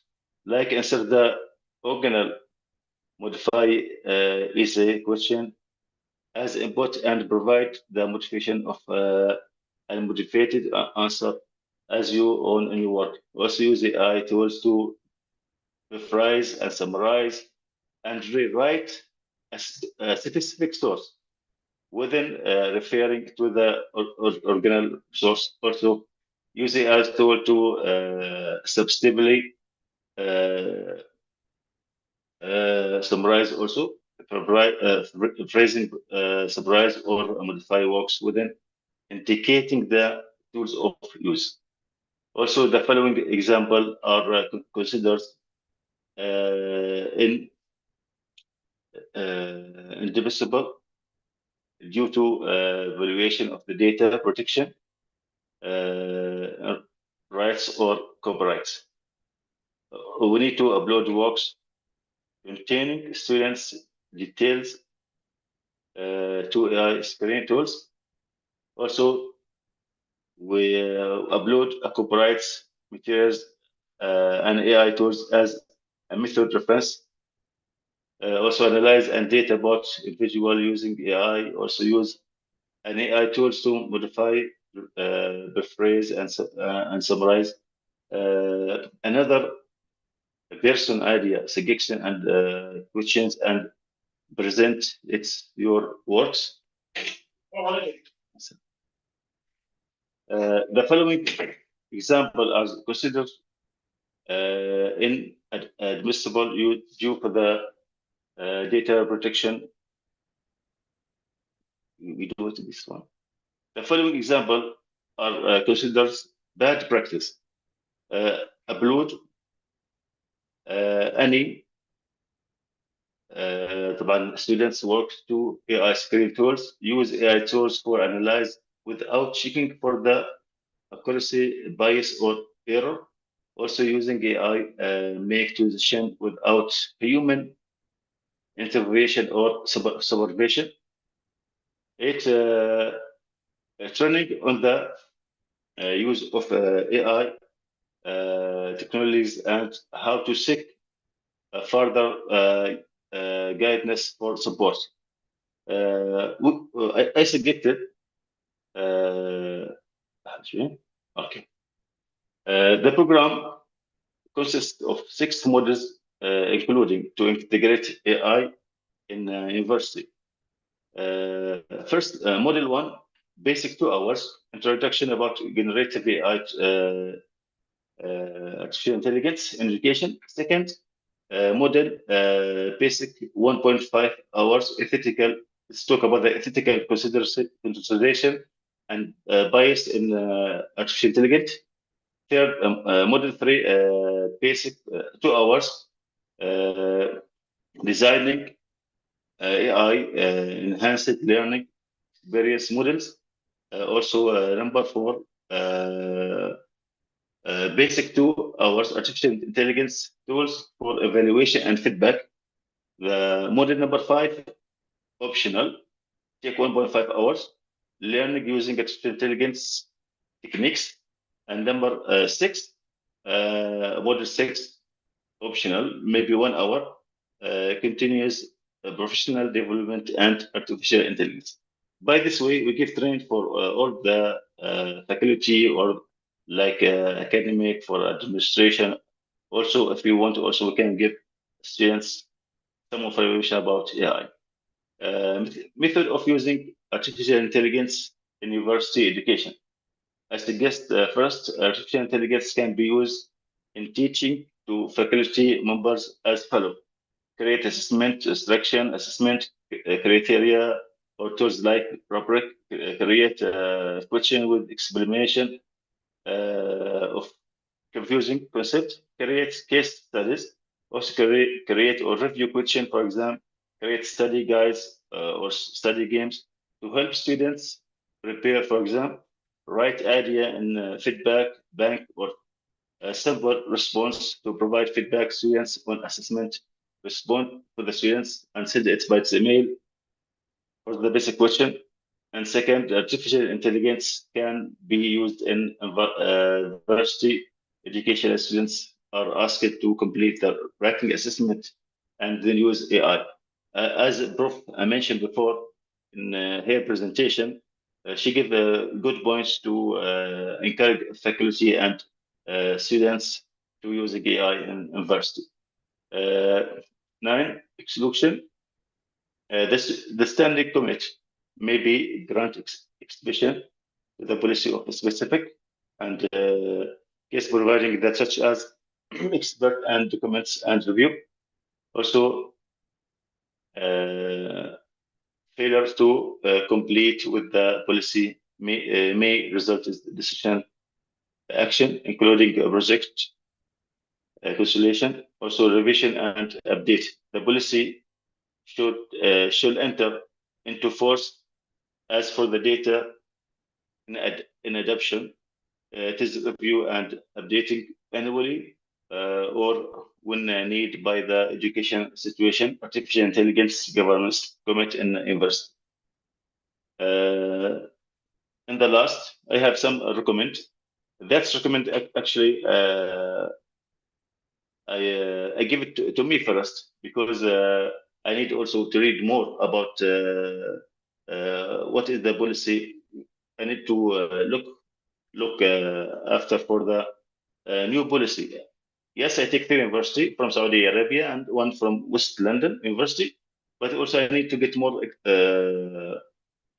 policies from another university for another region of the world to compare with us and take also the main policy concept that's maybe some university maybe take like Shafi University in Oman. So we need to formulate a specialized policy for the use of AI in private education based on national policy while defining the scopes and mechanism of the application that are unique to the academic. Also need to establish internal governance commit in the university. There is a comment university, but not looking for the implementing AI in education. Also, we need to organize a course and workshop for the faculties. Also, we need to restrict the use of smart technologies in the research academic activities. And also, we need to specific policy case and so on. Also, we need to encourage applied research to innovation projects that leverage artificial intelligence to solve education and social and so on. Also, we need to use this policy to in particular like UNESCO recommendation on artificial intelligence ethical. Also, we need to enhancing legal and technical awareness with the university. Also about the danger of using or algorithms by the maintenance of privacy and raising the level of the cybersecurity to protect university data and use. I think this is my view about this is my policy that I expect maybe we use in Sharqi University or use in higher education. Why also why I also chose this subjects because we related a lot of challenge about this point. Thank you so much. Maybe I take a long time. Thank you. Said But I try to cover because I am now also reading about this point. So this is some reading about this point. It's not research as well, but the research is building now. This idea now I build on, inshallah ta'ala. So I would like to thank you again for your patient first. We spent maybe 33 minutes talk. And also, if there's any questions or if there's any want to add in this presentation, the place is yours. Yeah, yeah. Also in Indonesia, yeah, we have a policy, yeah, Dr. Ali, about the use of AI in higher education, especially in education. Yeah. Also in MashaAllah. our university, in Uniro, we have integrity committee that they monitor plagiarism, like AI MashaAllah. use, our academic work, like that. Yeah, we start to make the use of AI more efficient, also to make us more productive. Yeah, so that's a MashaAllah. very MashaAllah. good idea in your presentation. Yeah, I see that you have so many ideas, informative ideas about how to apply the policy in education sectors, yeah, especially. Thank you for your wonderful session with us today. Okay, Thank you. do you still open for the discussion, for the question? Yes, bro. If there's any question or any suggestion about this presentation to prove, it should be fine, inshallah. Yeah. Okay, I will invite one question from the audience to join the discussion with Dr. Ali Matari. Okay, please, you can raise your hand.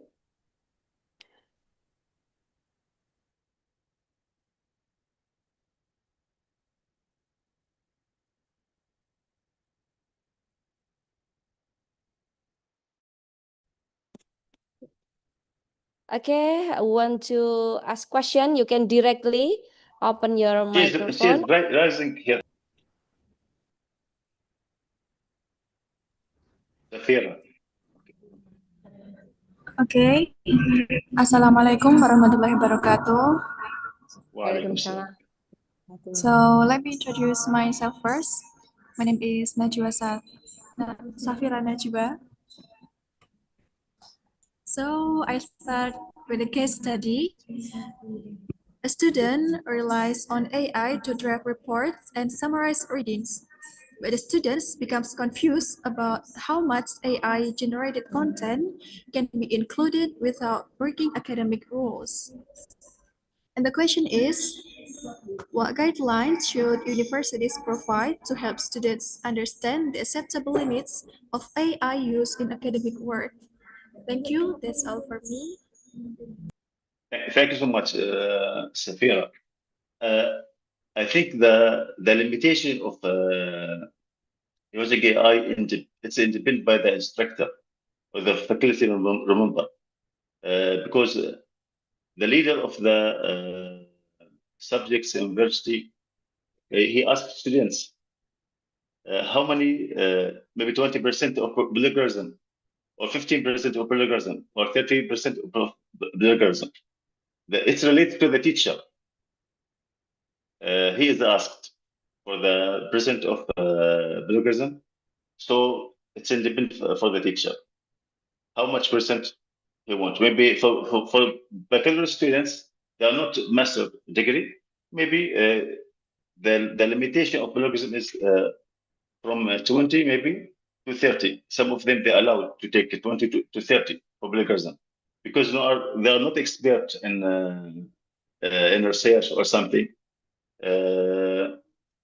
Maybe in master degree, I'm not teaching master degree, but I didn't know. Maybe some of my friends told me we take from 15 to 20% also for plagiarism. They allowed, and if it's up more 20, they refuse.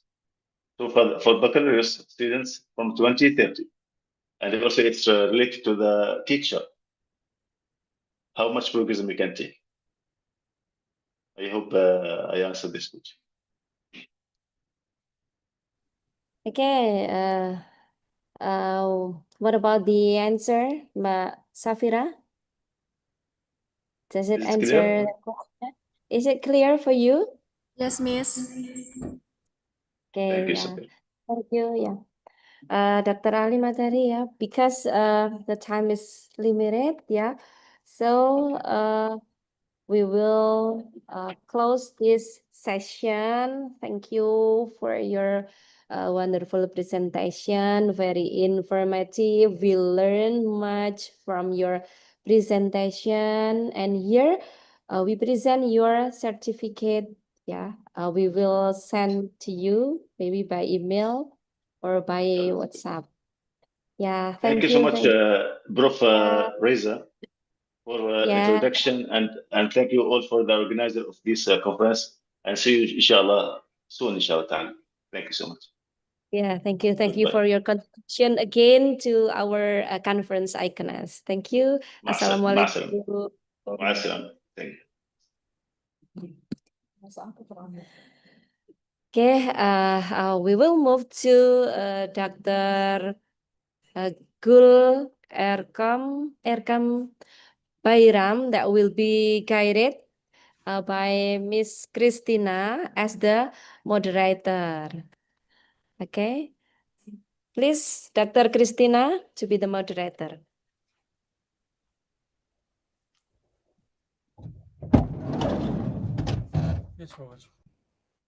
Good morning, Dr. Byram.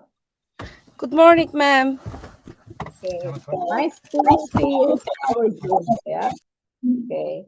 My name is Christina Panggabean. I will be the moderator for this session.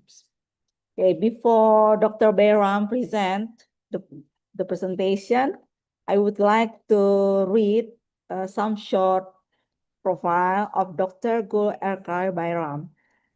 She is currently an associate professor and vice dean in tourism faculty, Department of Tour Guiding, University of Sinop, Turkey.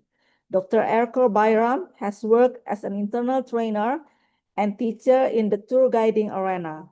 Her doctorate is in tourism management from Sakarya University, Turkey, and she completed her dissertation research on tour guiding in Turkey.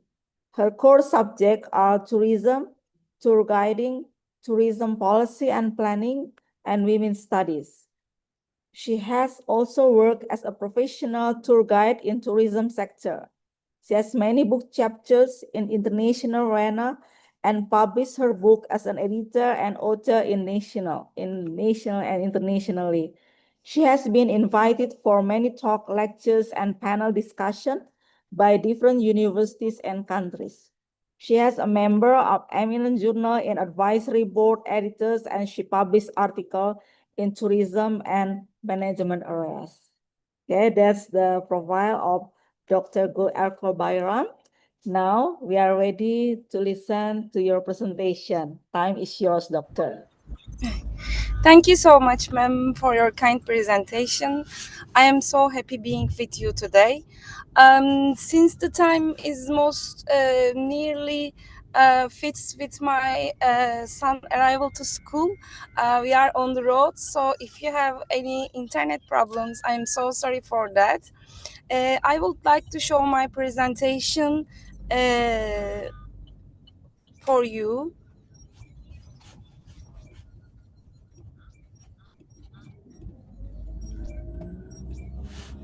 Sorry.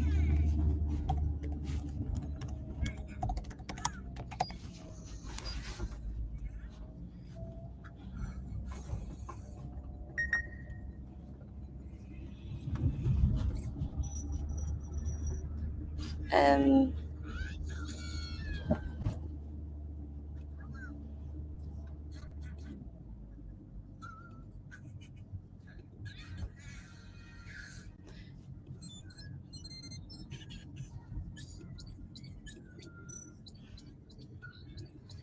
Ma'am, sorry, I cannot open my PPT.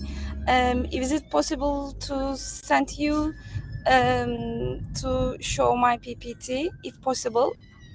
Oh yeah, sure. Yeah, you can send through the chat, please. Chat, okay.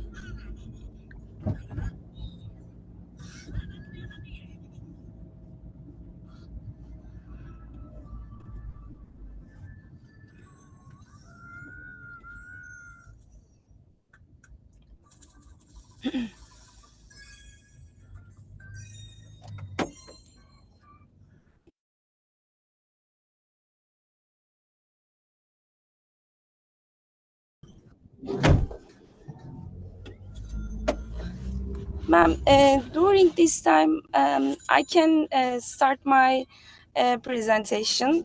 I am Güler Kol Bayram, full-time professor in Sinop University.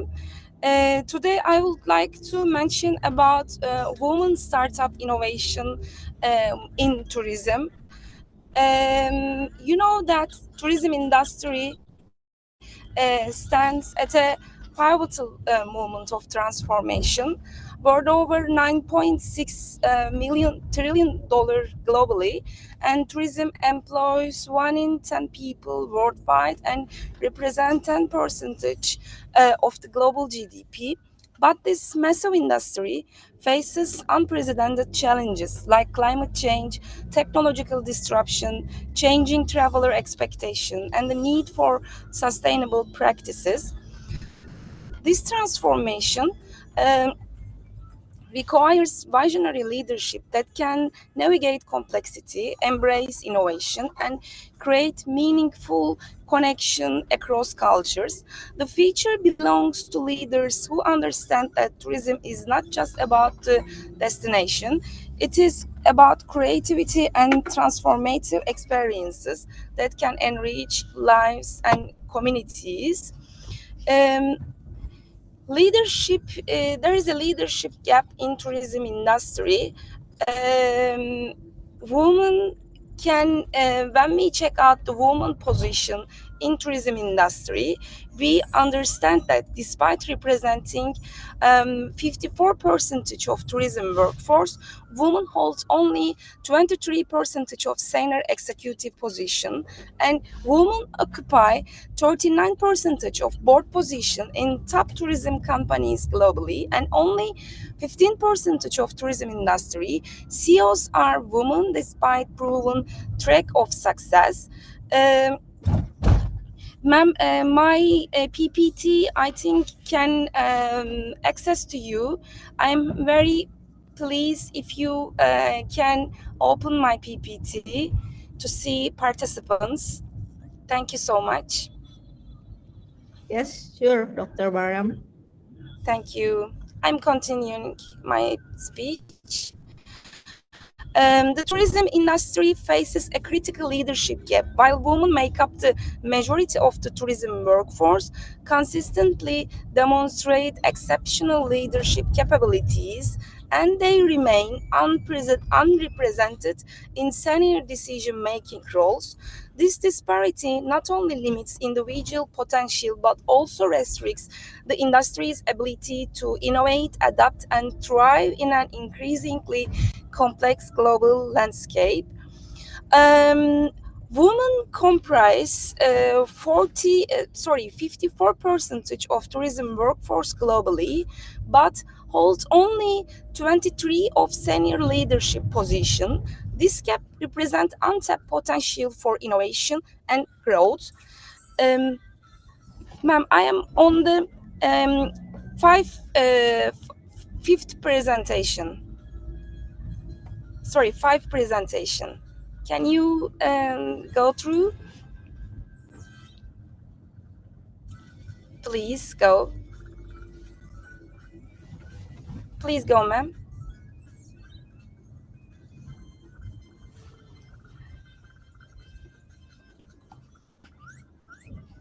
Is it the right slide? Yes, ma'am. Yes, that is great. Thank you so much. Why women leadership matters now? Since women leaders can excel at building genuine relationship with travelers, communities, and stakeholders, this authenticity creates deeper, more meaningful tourism experiences that foster loyalty and positive word of mouth marketing. Many research show that women are 20% more likely to prioritize environmental and social sustainability in business decision. This perspective is crucial as tourism embraces responsible travel practices. And women leaders demonstrate superior cultural sensitivity and inclusivity, essential skills for any industry that thrive on a cross-cultural understanding and diverse travel needs. Please go to ma'am. There are many successful stories in women leadership. Women CEOs like Lee Kemsky at Motto by Hilton and Punet Hotels are redefining hospital through innovative guest experiences and employee empowerment programs that both drive profit and purposes. Leaders like Kristin Widener at Flybe and Linda Jojo at AirAsia are transforming airline operation and focusing on customer experiences and operational efficiency while championing diversity in aviation. And finally, female entrepreneurs are leading the charge in ecotourism and responsible travel, creating businesses that protect environments while providing authentic cultural experiences. Please go to ma'am. There are competitive advantage of diverse leadership in revenue growth, customer satisfaction, employee engagement, and innovation index. When we check the data, we know that women are less advantaged than men, especially in the innovation and employee engagement. Please go to ma'am. Also, if we create an inclusive tourism organization, we see that it is mostly possible to women set in different perspective of tourism industry, since women can set a clear diversity of goals, can foster inclusive culture, implement mentorship programs, offer flexible work arrangements, and transparent advancement process also. And tourism industry needs their vision, their expertise, and their leadership. Whether women are just starting their career, are ready to take the next step toward the executive leadership. But the future of tourism needs to many aspects of technology. Firstly, we understand that innovation drivers reshaping tourism. EL-powered personalization is developing guest experiences from chatbox concierge to predictive analytics that anticipates traveler needs. Smart algorithms optimize pricing, predict demand patterns, and embrace customer services all across touchpoints. And also, eco-conscious travelers are driving demand for carbon-neutral accommodations, renewable energy initiatives, and responsible tourism practices. Sustainability has shifted from niche to essential business strategy. Seamless mobile experiences, contactless check-ins, and integrated booking platforms are setting and standards. Digital transformation extend beyond technology to reimagine every aspect of traveler of the journey. Um, we can break the barriers of leadership via mentorship networks, skill development, and inclusive policies. I would like to focus on a skill development program, investing in strategic leadership, training digital literacy, and innovation management capabilities. Professional development programs, specially designed for women in tourism, create competitive advantage. Innovation imperative, we can identify that today tourism industry demands leaders who can navigate rapid technological change, this shifting consumer expectation, and global challenges. Innovation isn't optional, it is essential for survival and growth in an increasingly competitive marketplace. The companies that will thrive are those that embrace digital transformation and prioritize sustainability and leverage diverse perspective and drive creative solutions. Um, Also, we can divide innovation pillars, transforming tourism with digital transformation, sustainable practices, community integration, wellness tourism. I would like to focus on digital transformation, EL powered personalization, and virtual reality previews and seamless mobile experiences are developing how travelers discover and engage with destination. Women can transform tourism via many technological developments, like we can see on the hospitality. Many female CEOs are developing major hotel chains through sustainable practices, technology integration, and employee empowerment programs. Their leadership has resulted in improved guest satisfaction and stronger financial performance. Women-funded traveler tech startups are disrupting traditional booking platforms with EL-driven personalization, sustainable travel options, and innovative payment solutions that enhance entire travel experiences. And women in government roles are crafting progressive tourism policies that balance economic growth with environmental protection and creating frameworks for sustainable industry development. In the future landscape, for example, for this year, we can say that is it possible to see some digital integration, widespread adoption of EL-powered personalization, biometric security systems, and um, seamless mobile experiences across all tourism touchpoints. Carbon neutral travel becomes the standard in the next year with the renewable energy, circular economy practices, and regenerative tourism models driving industry years. When we enrich the 2030, we can see the experience revolution, immersive technologies, personalized wellness programs, and hyper-local cultural experiences redefine what it means to travel and explore.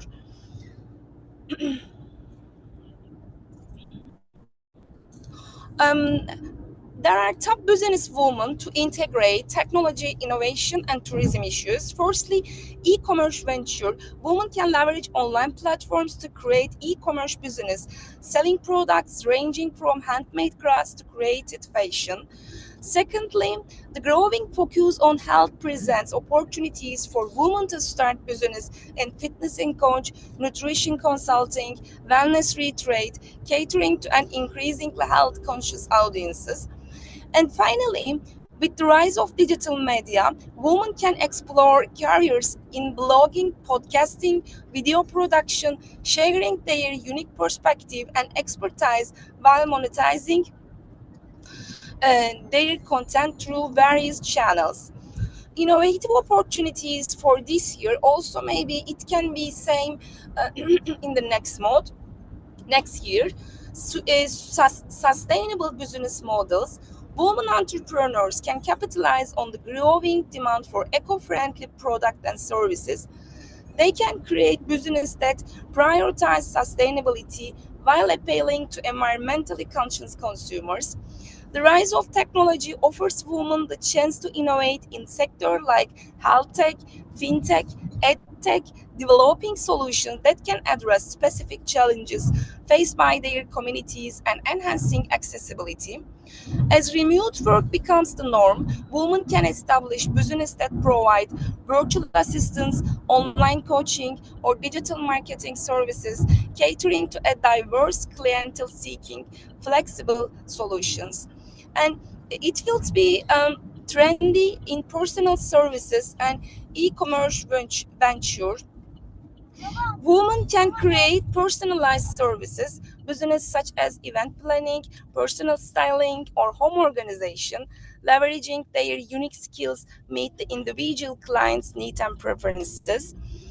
And women entrepreneurs can innovate by launching subscription box services that deliver created products based on themes like wellness, beauty, gourmet food, providing customers with convenient and delightful shopping experience.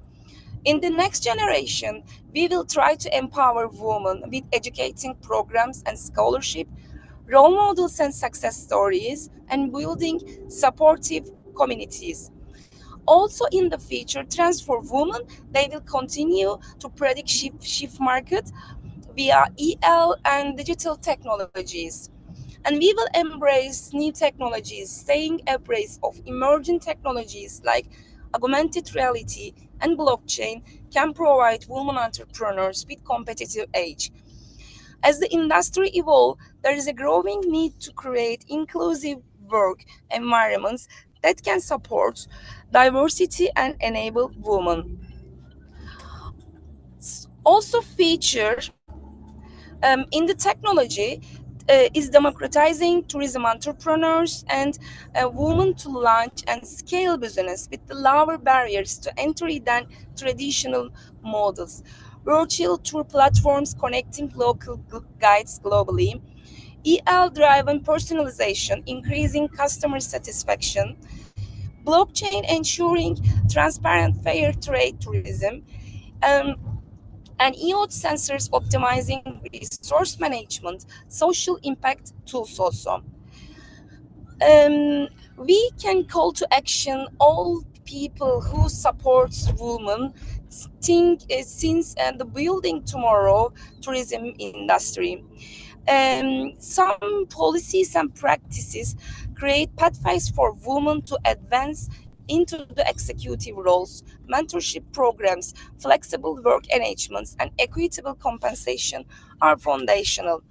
And um, create collaborative networks that can share resources, knowledge, opportunities across destination and market segments.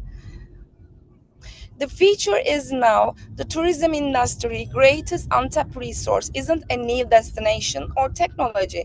It is the full potential of women leaders who are ready to transform how we can connect people, places, and possibilities. Together, we will have the opportunity to create a tourism ecosystem that serves as a model for inclusive leadership, innovative thinking, and sustainable prosperity. The question isn't whether women will shape the future of tourism, it is how quickly we can unlock their full potential to benefit our industry and communities worldwide. We can build resilient tourism feature by agents of change, balanced success, intergenerational value, gender equality, and call to action. Thank you so much for listening to me and to hear the voices of women who needs to support of you. Thank you so much again, ma'am, for your kind supports. I appreciate you. Thank you, Dr. Byram, for your presentations. Yeah, it is interesting that women should be given advantages, yeah, opportunities, yeah, for becoming a leader, yeah, because in this digital era, actually they have power, yeah, they have strength, yeah, to Yes. lead, yeah, to lead, yeah, not only men but women. If they are given opportunity in this digital era, they can move forward. Yeah. Okay, that's Yes. very interesting presentation, ma'am.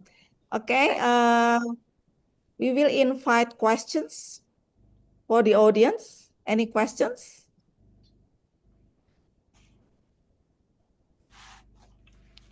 Any questions? Yeah, we have to support women, yeah, in the world, yeah, because they have ability, they have capacities, yeah, for different skill, yeah, as you mentioned in your presentation, yeah, so they can become leader, yeah, not only in nationally but internationally, yeah, especially in this digital era, yeah, they have to be given opportunity through education, yeah, practical practice for them, yeah.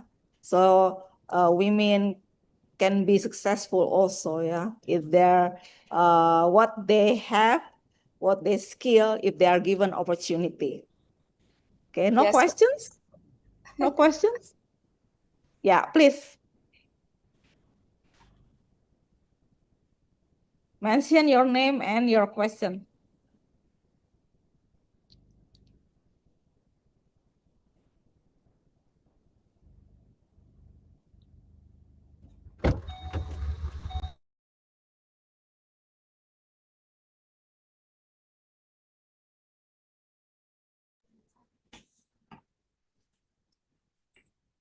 Okay, good morning, Miss. Good morning. I want to ask something.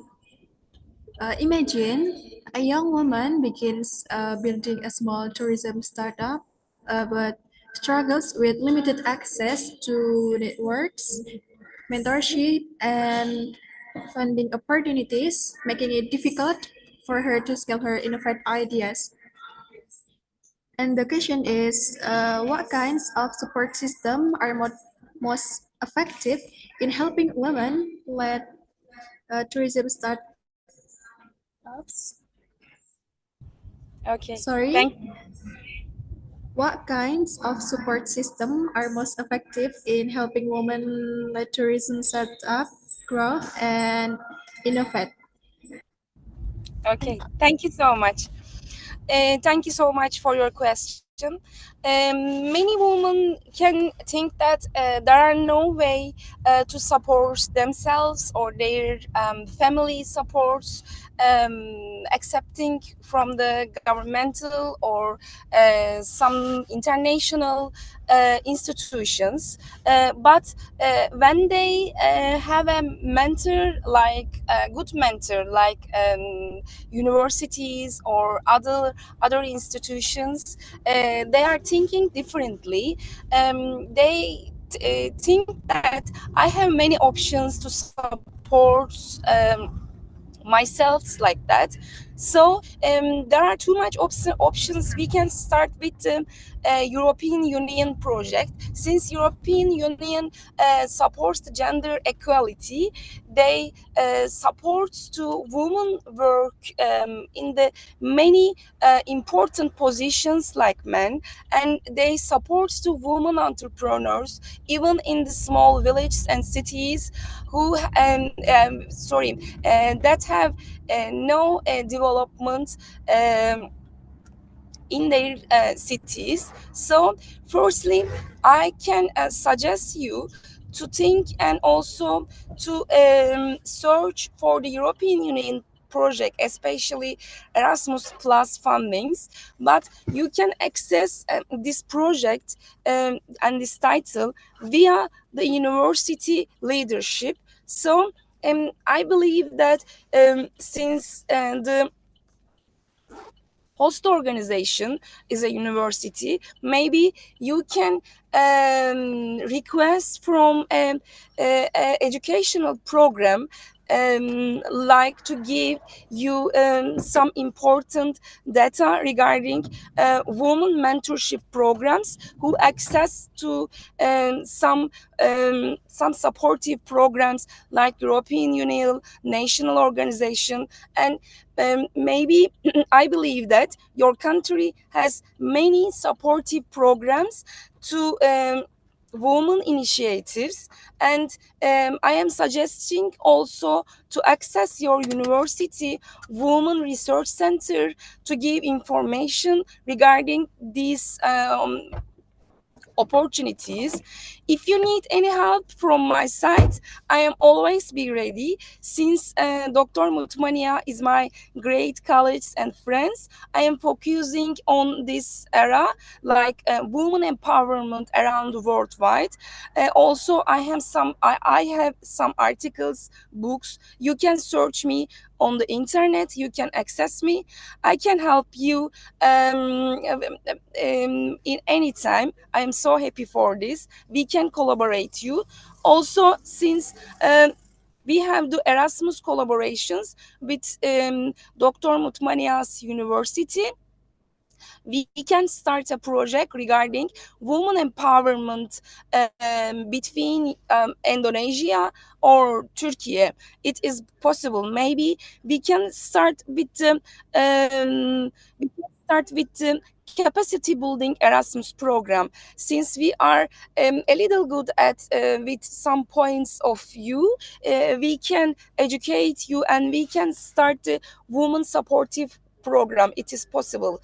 It is so easy to access many opportunities, but you have to direct to required programs and supportive initiatives by some a little suggestions and some programs. I hope I can answer to you. Thank you so much again.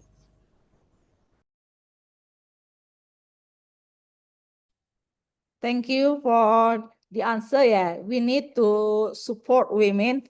Yeah, universities have to support women through their project, and maybe the government also. Yeah, in some areas, the government has supported women. Yeah, to move forward. Yeah, to empower women by training them some business. Yeah, based on what they have, based on what skill they have, so they can be leaders and can be successful in their career. Thank you very much, Dr. Bayram. Maybe one more question if you have.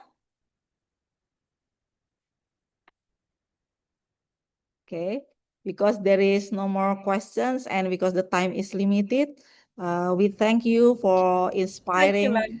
presentation, and we present your certificate. Yeah, and very we very appreciate your presentation. So through this presentation, women can think again that they can move forward, they can be successful if they are given the opportunities.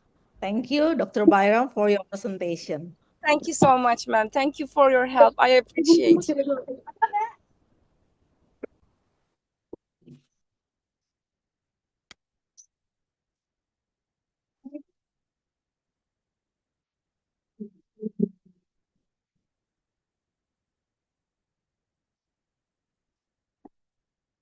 Luis Miguel. Yeah. For the next presentation will be delivered by Dr. Luis Miguel Cardoso. Are you in the Zoom right now?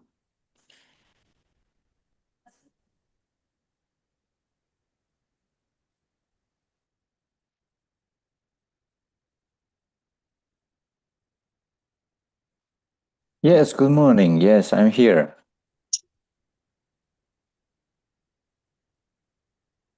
Yeah, good morning, sir. Hello, good morning, and warm greetings from Portugal to all dear friends and esteemed colleagues in Indonesia. Yeah, thank you. Before your presentation, I would like to read your short profile. Let me read your profile. Luis Miguel Cardoso holds a PhD in modern languages and literatures in the specialty of comparative literature from the University of Coimbra, Portugal. He was Dean of the School of Education and Social Sciences of the Polytechnic Institute of Porto Alegre, Portugal. He is a professor at the Department of Language and Communication Sciences, School of Education and Social Sciences of the Polytechnic Institute of Porto Alegre, Portugal, and he has been a professor of higher education since 1995 and is currently a researcher at the Center for Comparative Studies at the University of Lisbon and CARE Research Center on Health and Social Sciences. His main areas of teaching and research are sciences of language and communication, pedagogical innovation, literacies, education, higher education and social responsibility, and literature and cinema, under which publishes article and book chapters and made presentation in Portugal and several countries such as US, Brazil, Colombia, Spain, France, Switzerland, and many others. He is a member of several international organizations and associations, as well as a member of editorial board of international journals in the areas of language and communication sciences. So you have a lot of profile that very interesting and inspiring for us. And we hope that your presentation now will be inspiring for us who listen to you. Time is yours, sir. Thank you. Thank you so much for your very kind introduction. And indeed, it is a very Happy moment for me to be here at your conference.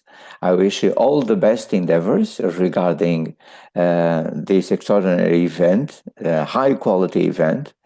And it is an honor and great pleasure to return to Indonesia in an online mode, at least.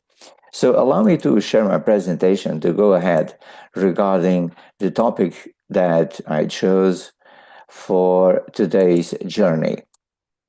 So, esteemed colleagues and esteemed friends, we are living now very challenging times, namely when we think about digital learning. This 21st century is all about this new digital era we're living in. And this is affecting our private lives. This is affecting our professional lives. This is affecting the way we are understanding the changes regarding our universities. This is affecting the way we are understanding the new portraits of the graduates' competencies, knowledge, and skills that are required by the labor market.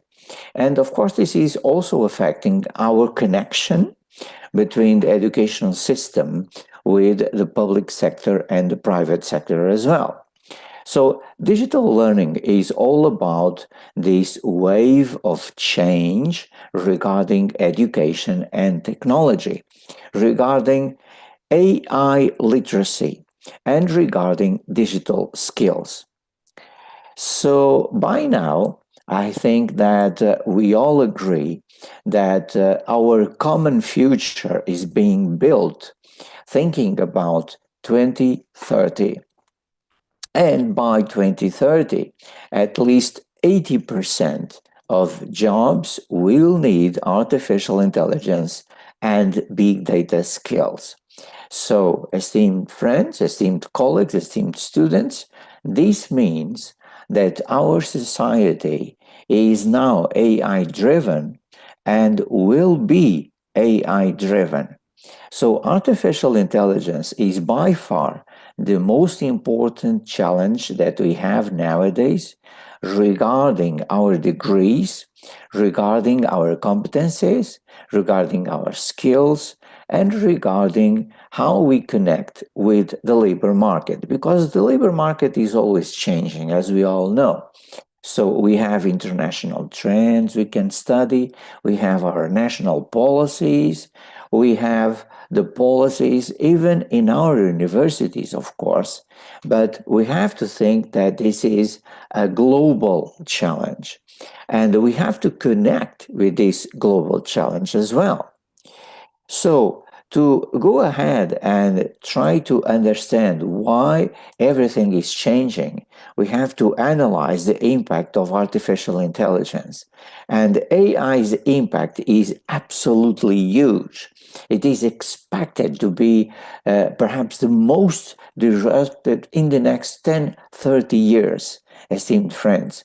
This means that possibly 50% of jobs will be automated by 2045, at least 50% of jobs, if not higher percentage of jobs. So the consequence is that we have to reshape our society, we have to reshape our industry, we have to reshape our degrees, we have to prepare our students to this new world of work.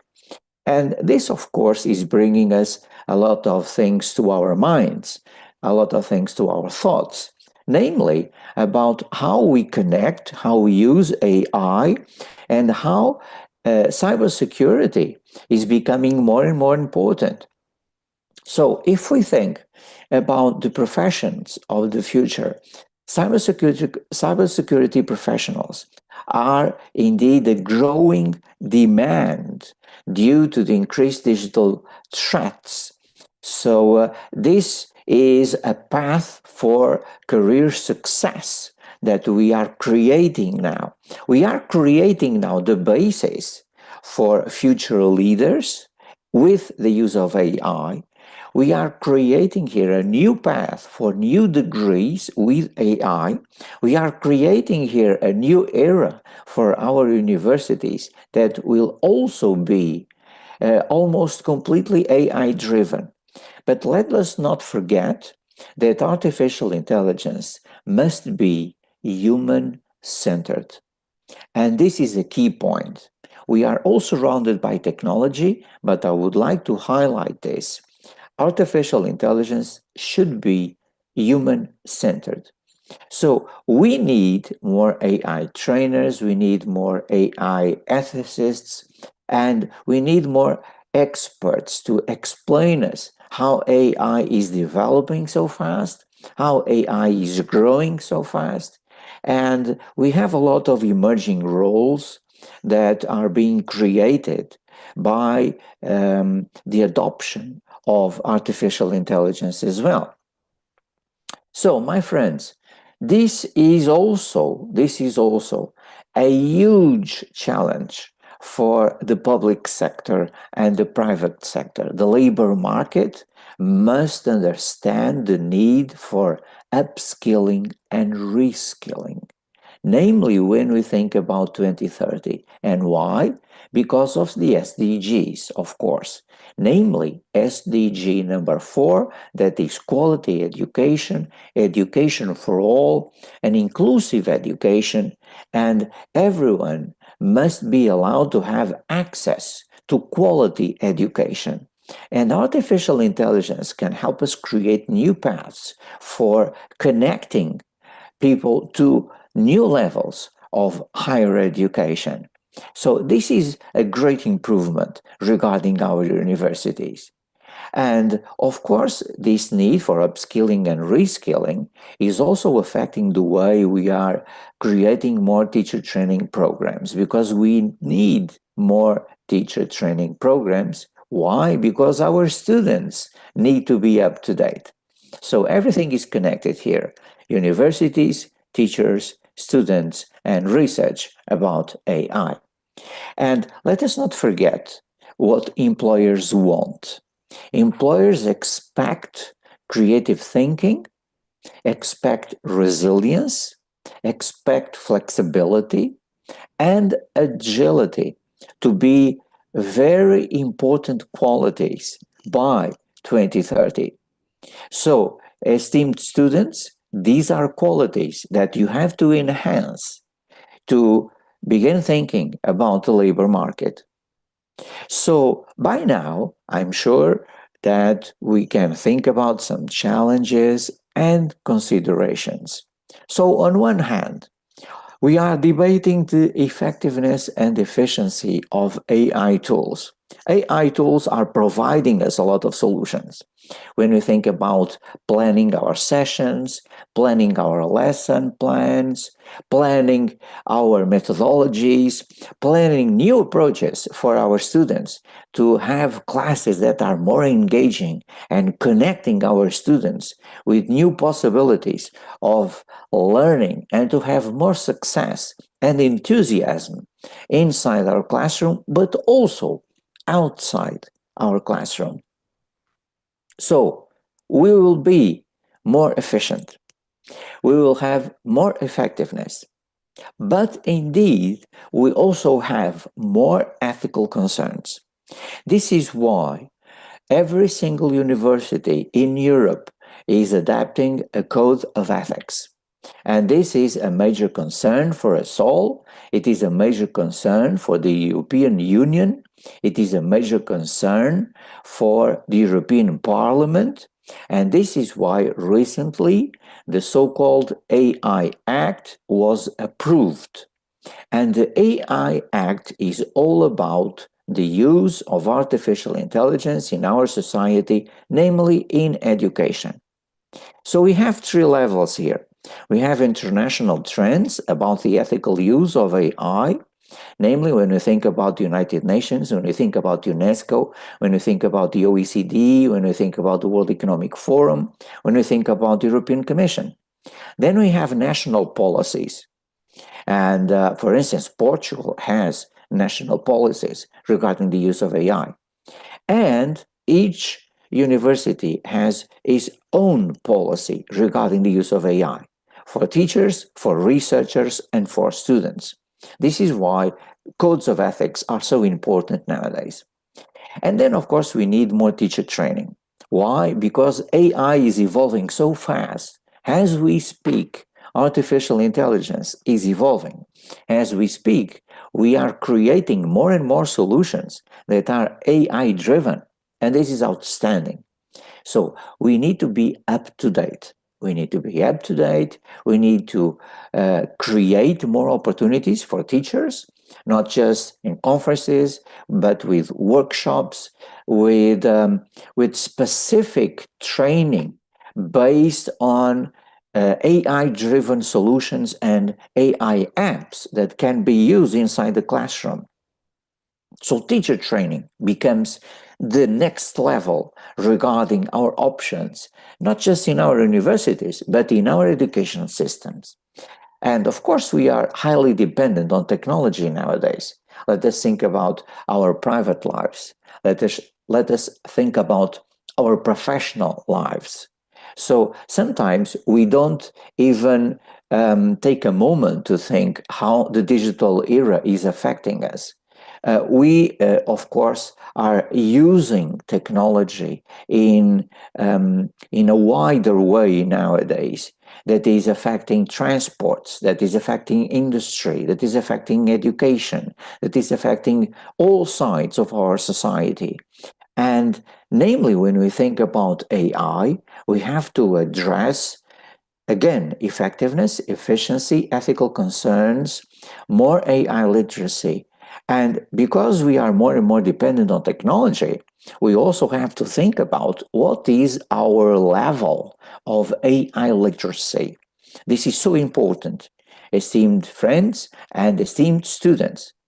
Of course, we have here challenges about cost and accessibility, because many of our labs require AI, but also require VR solutions, for instance, or augmented reality solutions, for instance. So this means that we have to create partnerships with other universities, international partnerships, but also local partnerships with our community, with our private and public sectors. We have to create partnerships with enterprises, with corporations, with different institutions, so we can have financial support to go ahead and enhance our possibilities in our universities as well. And then, of course, some colleagues still have this resistance to change. Many have doubts.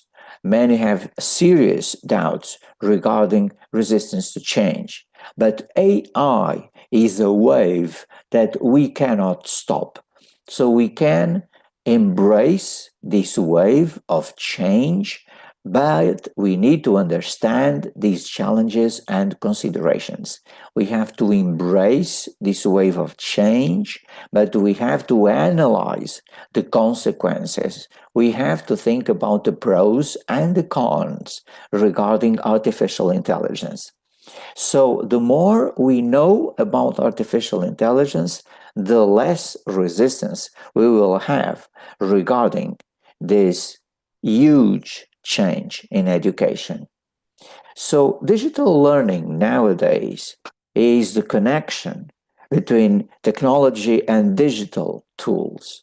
And when we think about this trilogy that is technology, digital tools, and pedagogy, this creates here a new framework to enhance learning and capacity building of individuals in various contexts. So, esteemed colleagues, this is the path regarding our common future, to connect technology, digital tools, and pedagogy, focusing our attention on AI use by understanding the need to have human-centered approaches. So by now, of course, many students and many teachers analyze how digital learning is becoming more and more important. When we think about the impact of digital learning, For instance, 84% truly believe that improve their education, 81% truly believe that they save time, and more than 81% boost grades. So this is a huge impact regarding the digital in our universities that we cannot ignore. And this is, of course, a survey that is highly important. It was conducted by McGraw-Hill Education. So we have here a lot of advantages for our students. Half of college students feel that adaptive learning technology and online quizzes have had a major effect on their grades. So technology is affecting in a positive way how students feel that adaptive technology can create new paths for understanding everything that is taught in our universities. 2/3 of students report that adaptive learning technology, of course, are very helpful in learning retention. Most college students agree or strongly agree that digital learning technology should adapt to their unique way of learning and must be individualized. More than 80%, my dear friends, more than 80% agree that we have to create individualized paths. So when you think about digital learning technology, we are also analyzing the impact regarding better grades, improvements regarding academic lives. 82% of students say digital learning technology allows them to spend more time studying through increased accessibility. So this is a great benefit.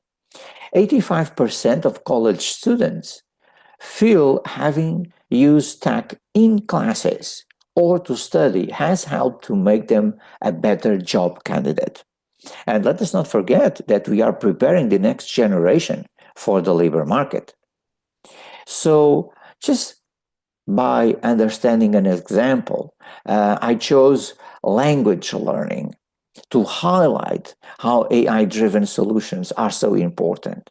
We can have personalized learning paths. So AI tools can help us adapt and create individual learners' paths adapted to individual learners' needs. This is extraordinary. We can have immediate feedback, esteemed colleagues. We can have immediate feedback with AI-driven solutions because they offer instant corrections and suggestions. We can have enhanced engagement because AI tools provide interactive and engaging content. We can have more accessibility because they enable learners to access language resources and lessons from anywhere. We can have more data-driven insights because AI tools track progress and provide data-driven insights, and that is so important for us teachers.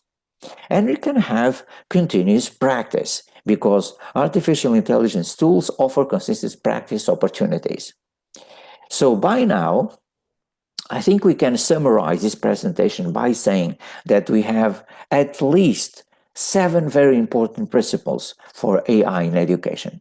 First of all, purpose. So use artificial intelligence to help all students achieve educational goals. And this is why artificial intelligence is reshaping the world of education. Then we have compliance. Of course, we have to reaffirm adherence to existing policies. And as I said before, we have policies, international policies, we have national policies, and we have policies in our universities. So we have 3 degrees of policies that are committed with compliance. And then, of course, we have knowledge. So we have to promote AI literacy. We need more AI literacy for teachers, for researchers, for our students. We need more AI literacy. We need more teacher training programs. Why? Because we have to create a balance here. We have to realize the benefits of AI, but also to address the risks. We have to establish with our colleagues a commitment to understand the benefits of AI without forgetting that AI sometimes comes with a price. So this is why we need to understand integrity as one of the important elements and rules in academic activities for students, for researchers, and for teachers as well. And then, of course, we have agency. So we have to maintain human decision making when using artificial intelligence. And then, of course, we have to evaluate all the process. We have to regularly assess the impacts of artificial intelligence. And this is the most important element that connects purpose, compliance, knowledge, balance, integrity, agency with evaluation. Evaluation is a transversal line that connects all these 7 principles, and it is our lifeline regarding AI-driven solutions. So advantages of educational solutions for students that are digital, of course, include students that are more motivated, include more learning opportunities, include the opportunity to make students more accountable, to have a better engagement rate, for example, to have more involvement with partners, with trends, with more opportunities, to connect with the labor market, to become smarter, and to use critical thinking. So by now, I think we all agree that digital learning is a new framework that connects knowledge, competencies, skills, namely digital skills and AI literacy. But this is all human-centered. And let us not forget about an ethical approach regarding the advantages of digital education for students. So we have to connect knowledge and ethics. And this is the basis for our common success. Because our common success is all about the SDG number 4, is all about education 2030. This is our timeline. This is our deadline. This is our horizon. This is our common horizon for success. This is our common horizon to create new universities, to create a new path, to help our students to engage and to be prepared for the world of work. And the world of work requires graduates with high competencies, with knowledge, with digital skills, with AI literacy. So let us prepare our graduates for these challenges, these common challenges, because we all want our graduates to be successful and to be great professionals and also great citizens. So when we connect values, principles, attitudes, competencies, knowledge, skills, and AI literacy, this becomes a new portrait of education regarding this 21st century. So thank you so much for having me. It was indeed a great pleasure to be here with you all. It was indeed a great pleasure to return to Indonesia in an online mode, and I hope we can meet again soon. Thank you so much. Thank you very much, Dr. Louis. It's very interesting and inspiring presentation about digital learning. Yeah, we cannot deny that digital learning in education is now, we have to face. Yeah, especially in education sector, students, based on the research that you have mentioned, that students find it very useful and give them a lot of advantages in using AI. But we have to consider the consequences, the challenges of using it. So students, teacher should consider, to use AI wisely. But we cannot deny that we need AI. Yeah, but as you mentioned, AI should be human-centered. Yeah, we hope that our students will be more successful when they can use AI wisely in their education, and they will prove that through the mastery of AI, digital learning, they can have more access to their future career. Okay, thank you, sir. Thank you. Thank you so much. Yeah, audience, do you have question for Dr. Cardoso? Yeah, in our university that lectures, teachers have used a lot of application using AI. Yeah, and then when they write their final project, we also have to check, for example, their plagiarism. Yeah, we use certain application for that. And AI use application can help them, for example, in their task in writing, but we remind them about what kind of things they can use AI wisely. Yeah, that's especially for some courses for writing skill. Yeah, usually students use AI to get ideas, but they have to be careful with that. Yeah, that's one example in our university when the student, for example, having writing paper, yeah, as a course in their class. Any questions, audience? Yes. Yeah, you can Ada. directly ask if you have.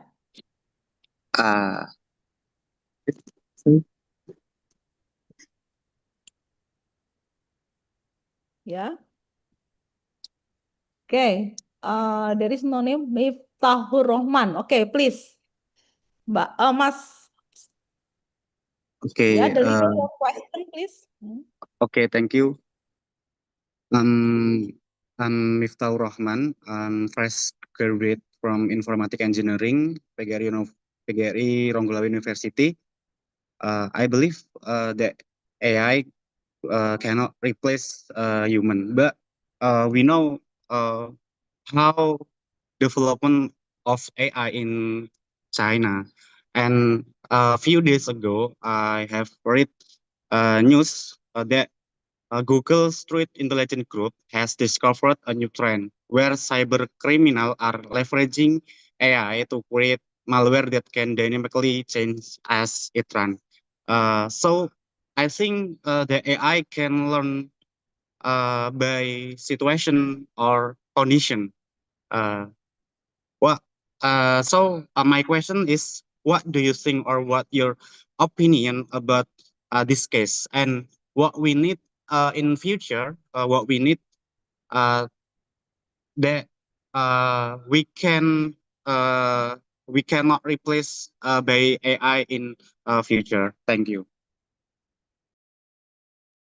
Thank you. Thank you so much for your very interesting and very complex question. So, first key idea here. Yes, I truly believe that we will not be replaced by artificial intelligence. AI is just a tool. AI is an instrument. So it's an instrument like many others that we use. We teachers, we researchers, we use a lot of instruments. We use a lot of possibilities to help us in our classes, in our research. So AI is just a tool. But AI is a very powerful tool. So we have to understand that we have here a lot of benefits, but also a lot of challenges, namely ethical challenges.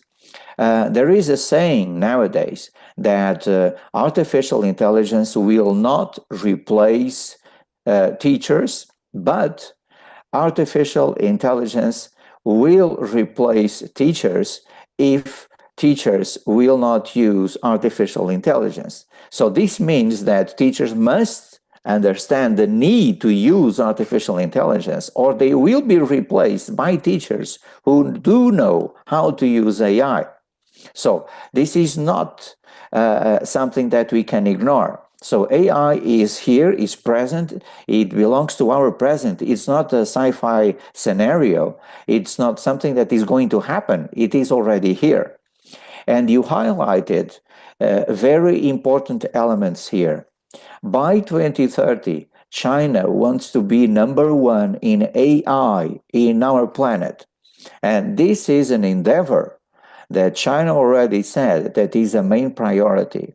So this means they are engaging with new solutions, new ICT solutions, new AI-driven solutions regarding our society of the future.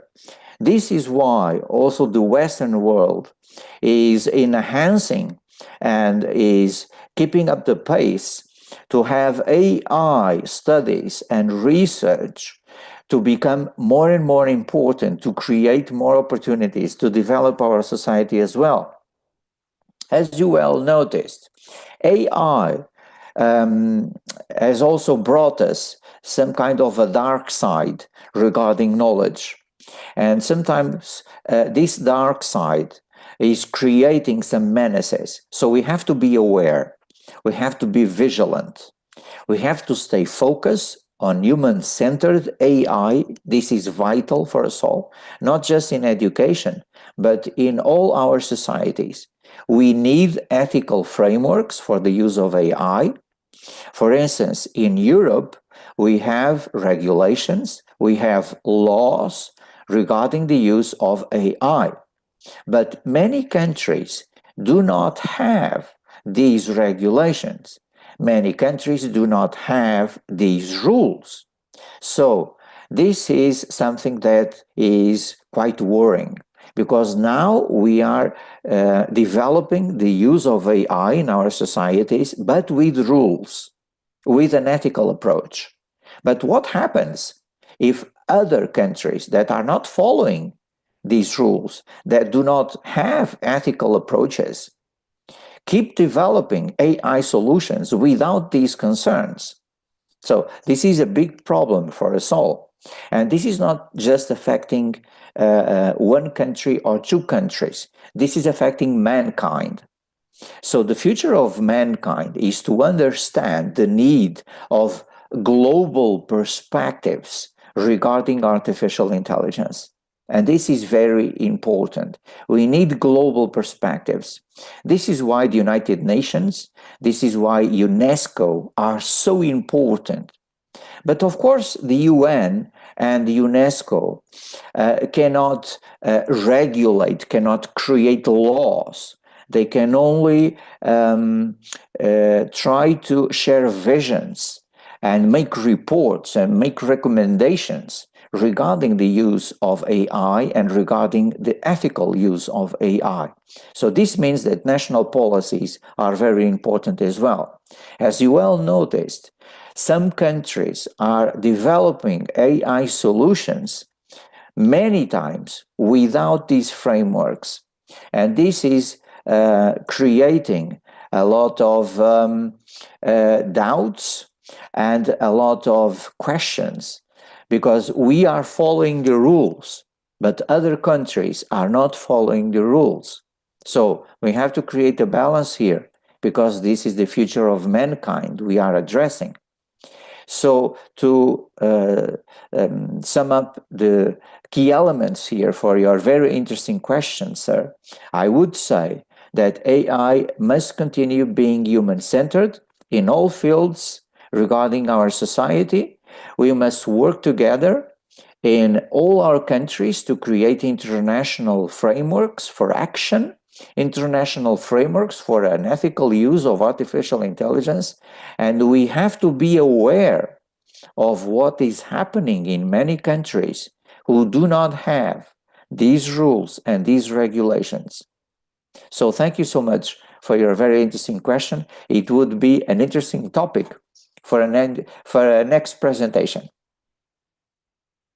Thank you, doctor, for the answer. Yeah, we have to be careful with the use of AI. Yeah, so as you suggested, there should be a regulation, policy, which are discussed internationally, because it will involve all over the world about the use of AI, especially in ethical sector, how we should use AI so it will not what is it, misuse. Yeah, it will not be misuse by people in applying AI, especially in our education too. Yeah. Okay. There is one more question from the audience. Okay. Nafisa Marsa. Yeah. Deliver your question, please. Okay. I would like to ask, sorry, first of all, my name is Nafisa Marsa, and Mr. Luis have already talked about the advantages about micro-hill education. And I would like to ask, is there any risk that students become too dependent on adaptive tools and lose independent problem-solving skills? Thank you. Thank you for your very interesting question as well. So I truly and honestly think that digital skills are very important for every single student, and artificial intelligence is also very important for every single student. But we have to commit ourselves with the use of digital skills and artificial intelligence solutions with critical thinking. So by using AI, this doesn't mean that we are solving all our problems. For students, of course, it's a great help indeed. For teachers, it's a great help to plan, to get new ideas. For researchers, is also a great help in order to analyze great amounts of data, for instance. And we have here a lot of benefits. But we have to think that AI and digital skills cannot reduce what makes us human. They must augment what makes us human. So mankind can use digital skills, can use AI-driven solutions to grow to a new level of quality education. And the use of digital skills and the use of AI-driven solutions must be associated with critical thinking. So we have to understand that the info we receive from AI-driven solutions must be analyzed, must be double-checked, must be verified. We have to think that the info we receive from Gen AI sometimes has flaws. So we have to think that Gen AI is not perfect. It's a great tool. It's a very powerful tool. But this cannot substitute critical thinking regarding our students' efforts. So you cannot write an essay using AI and at the same time giving your ideas, giving your thoughts, giving your soul, giving your heart to your paper. So this is, by definition, what creates something different.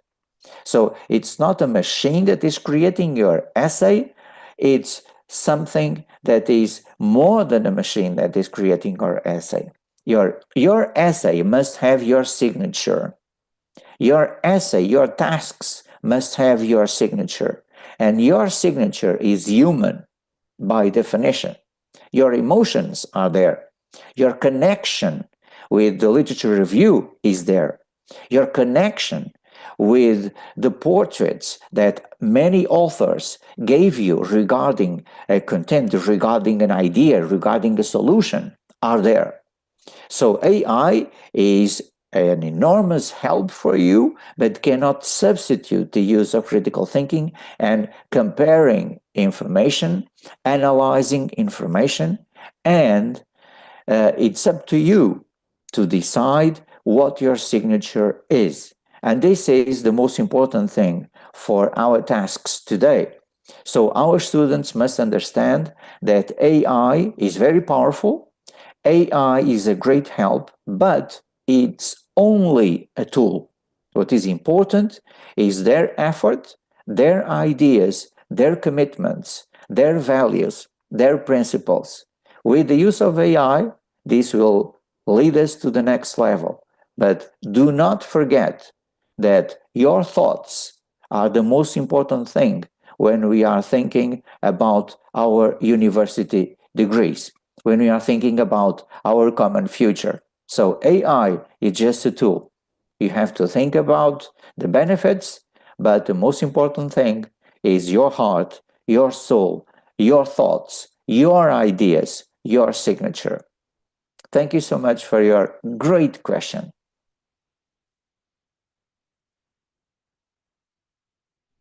Thank you, sir, for the answer. Yeah.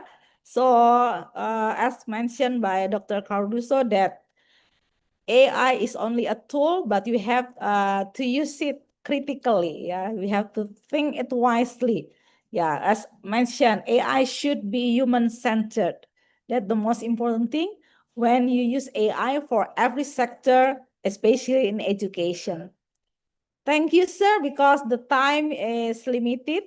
Yeah, we have to end the presentation. This is the certificate as our appreciation for your presentation. Thank you very much, and we hope that we'll have you in our next conference. Thank you, sir. Thank you. Thank you so much for inviting me. It was indeed a huge pleasure, and I hope we can meet soon. Thank you so much. It's a pleasure. Thank you.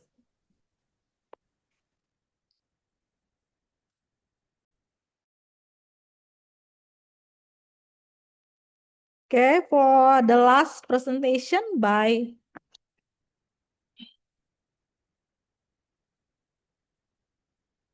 Dr. Ferdi Selik. Are you in the Zoom right now?